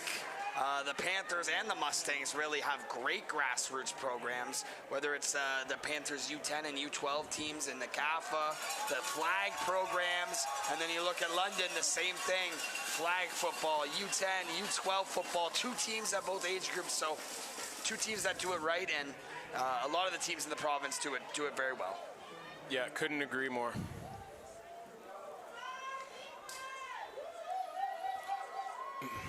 So almost 3.5 minutes to go here for... Yeah, defense shifted to a 50 front here. Yeah, and this one's going to big number 26. Benjamin Wyatt, man. He's a load. He runs hard. He's been impressive today as well. You know, he just took a standard handoff, little inside run that turned into to an outside one through his vision. He's a load to carry. He's a good baller, good football player. Definitely, and tons of good football players in this game. You're right. They're all good football players. That's why they're here. That's right. Wyatt again on the carry. Got some space up the middle. Lowers his shoulder. Looks like a mass substitution here for Cumberland. We're going to see a lot of their backups come in and get some reps here late in the game. Yeah, I agree. Good play there by cornerback Camden Wint to get his nose in there and make a great form tackle there.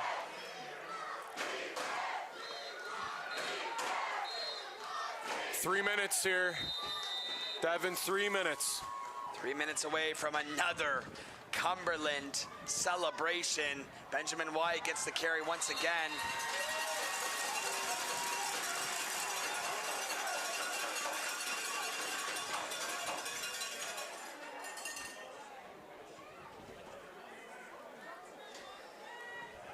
And I was looking after this Cumberland Panthers roster here and looking at some of the birth years, and they got quite a few returning players that are eligible to come back here in 2026 for the Panthers. You know, and I look at the London roster. They don't have as many 2012s, which is why I think they really look to their U12 program to feed some of these guys. So it's going to be interesting to see how many seniors that both these players are able to bring back next season. Benjamin Wyatt serving as the bell cow right now. First down. But, yeah, I mean, the good thing for London, even if those guys are graduating, their U12 program is extremely in good hands. So I think they'll be here again at the U14 age group. We might be seeing a huge rivalry. It would be great to see this game 3 years in a row, which we had the opportunity to almost have that this year with Cumberland and Burlington at U16. Yeah, but, that would have been wild. Yeah, I'm looking at the roster. It looks like London only has 6 returning players coming back off this roster. And this handoff goes to 7 here. That's Teo Mayola again. Mayola's looking for the block. Mayola with another huge run. What a talent he is. Yeah, I mean, just the vision. Let his lead blocker do some work, stays behind, follows his block, picks up massive yards. He's another special talent. special football player. We've been treated to a lot of them here in this weekend, Mike. And we are $1.45 from another Cumberland celebration at this age group. Mayola gonna give it to a new ball carrier here, and a nice play. Big number 90, Patrick Charles. Yeah, that's number 14, Quinn Humphreys, getting some action here.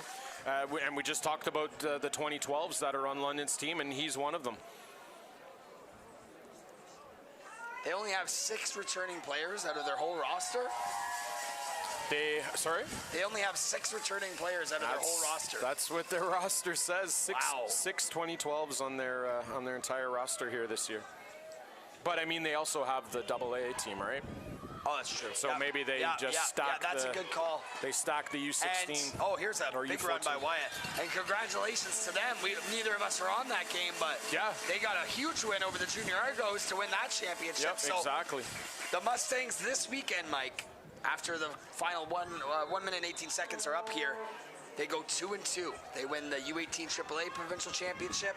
They fall in the other 2 provincial championships at U16 and U14, and then they win the U14 AA Dangarossi Cup. So 2-2 is not bad. Yeah, there's a reason why they're known as being a juggernaut in this province, and that's definitely one of the reasons why.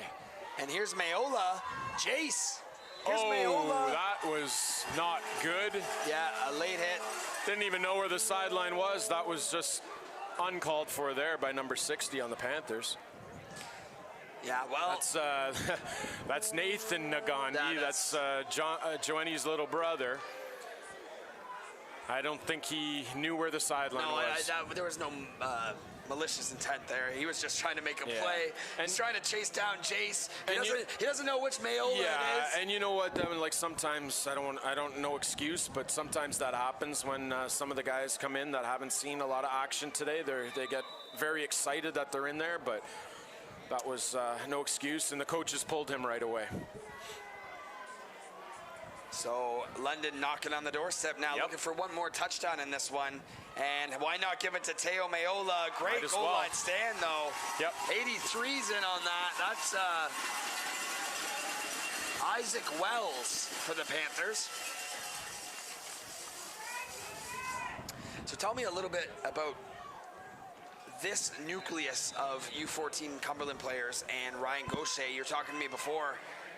He's moving up to U16 next year, and he's bringing, Ngandi with Stevenson, with a lot of these guys, right? They're really set up well at the U16 age group. They have a lot of return. The U16 was very young, and they have a lot of returning guys.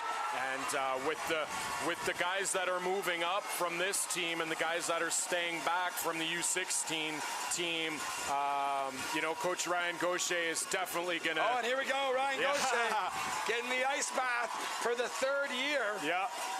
And what I was just saying to that, I'm wondering if there might be another ice bath for him next year with all the talent that he's bringing out. But I can't say enough about Ryan Gaucher and the team that he's built over these past 2 years, and the coaches. Listen, absolute congratulations to them. And, as a former Panther myself, I am just so proud of him and his coaches and his players and their families. Just an amazing experience for them. So last play of the game, the Mustangs do score.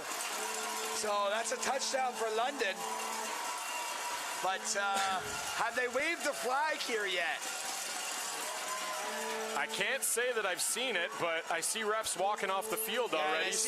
I see Cumberland celebrating. I'm sure it's official. So, congratulations to the U14 Cumberland Panthers. 3 straight, put the 3s up, a 3-peat for the Panthers. Back to back to back. Provincial champions at the U14 AAA age group. Congratulations to them, to all these players, Coach Gaucher and his staff. Very well deserved, and congratulations to the London Junior Mustangs getting to this game 2 years in a row, falling both times, but still a huge accomplishment. Yeah, couldn't agree more. Hats off to the London Junior Mustangs. They're always in the conversation year after year, and I don't think that that's going to change anytime soon. And congratulations to the Cumberland Panthers. Back-to-back-to-back champions is something that is borderline unheard of in any sports program, and I'm thrilled for you guys, and I'm so happy for this club and the London Junior Mustangs, and keeping Ontario football as strong as ever. Congratulations to both teams on an amazing season. Congratulations to them. Thank you, Mike, for joining us. Appreciate you. We will catch up with you soon. Absolutely. For now, let's head down to Darren Stevenson with Joanie and Gandhi at field level.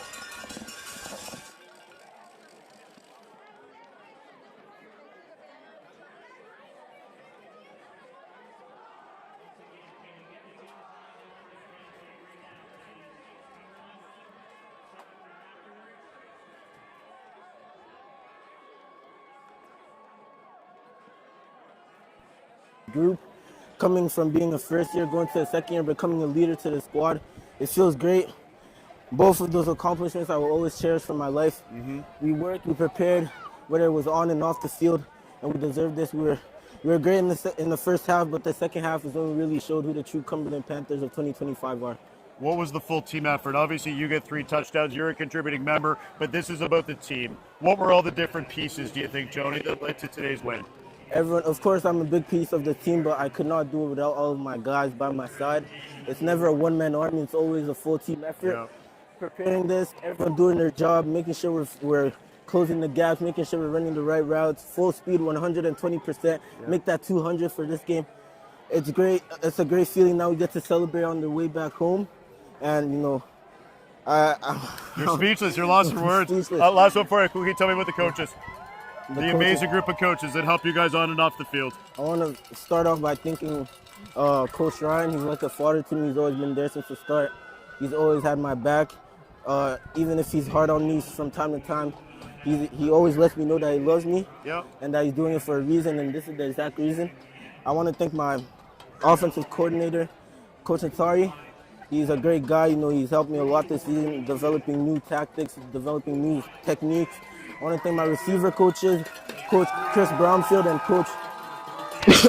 and Coach Junior Nelson. And finally, I want to thank Coach D for bringing me onto this defense. I think it was about week 7 or week 8. I didn't know a lot, but he made sure he guided me. He was patient with me. And this is my way of paying all those coaches back, even the ones I didn't name, and all my teammates, and all the families that are here supporting us. Amazing, man. Look up at that camera right there. Roll Panthers. Roll Panthers, baby. Let's go. Bleed blue. Bleed blue. What a day for the Cumberland Panthers. They're the U14 AAA champions. Let's go get you that trophy and banner, shall we? So Back up to you guys in the box. See ya.